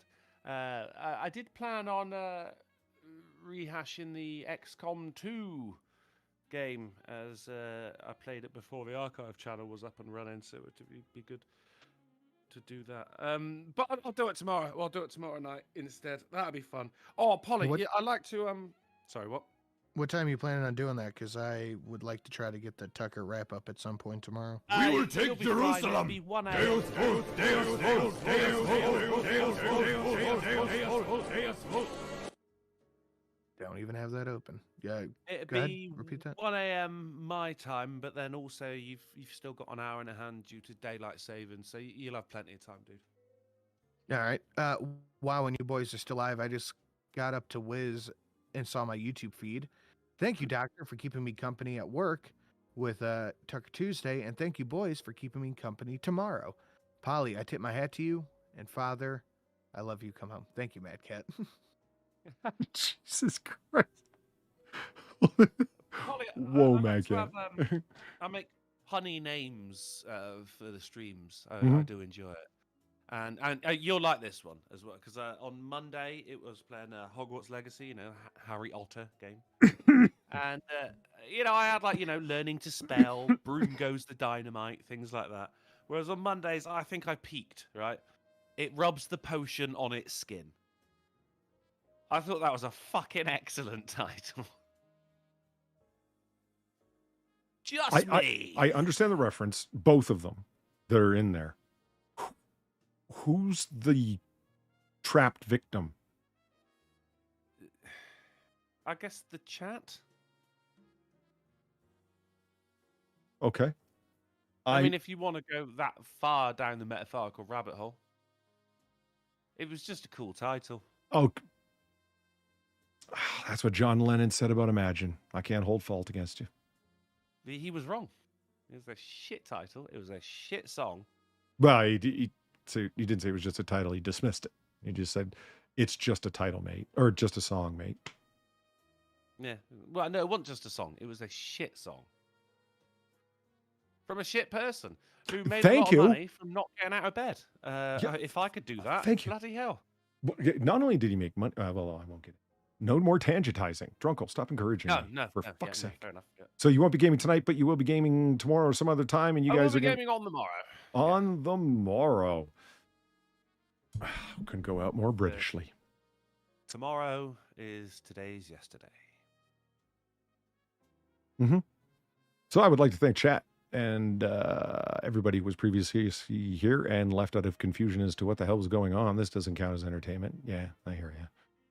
But for everyone who did hang around, especially to everybody who donated, particularly Akira and all of his epic awesomeliness. Yeah, man. Absolutely.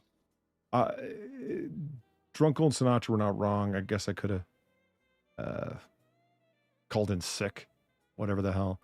But I knew I could do a show. I just knew it was going to be confusing because I'm cobwebbed and out of it and didn't really have a show put together because I was busy throwing up most of the night, honestly.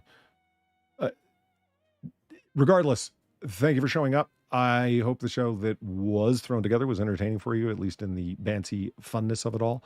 Because hell, that's what we have fun doing. So, Drunkle, where can they find us next for something more orderly? We're going to be back on Friday, also known as St. Patrick's Day, on the Silent Sin channel at 10:30 p.m. GMT, 9:30 p.m. GMT, 5:30 p.m. EST, 4:30 Central, and 5:30 a.m. on Christmas Island. Actually, it'll probably be 4:30 a.m. on. Yeah, it'll be 4:30 a.m. on Christmas Island.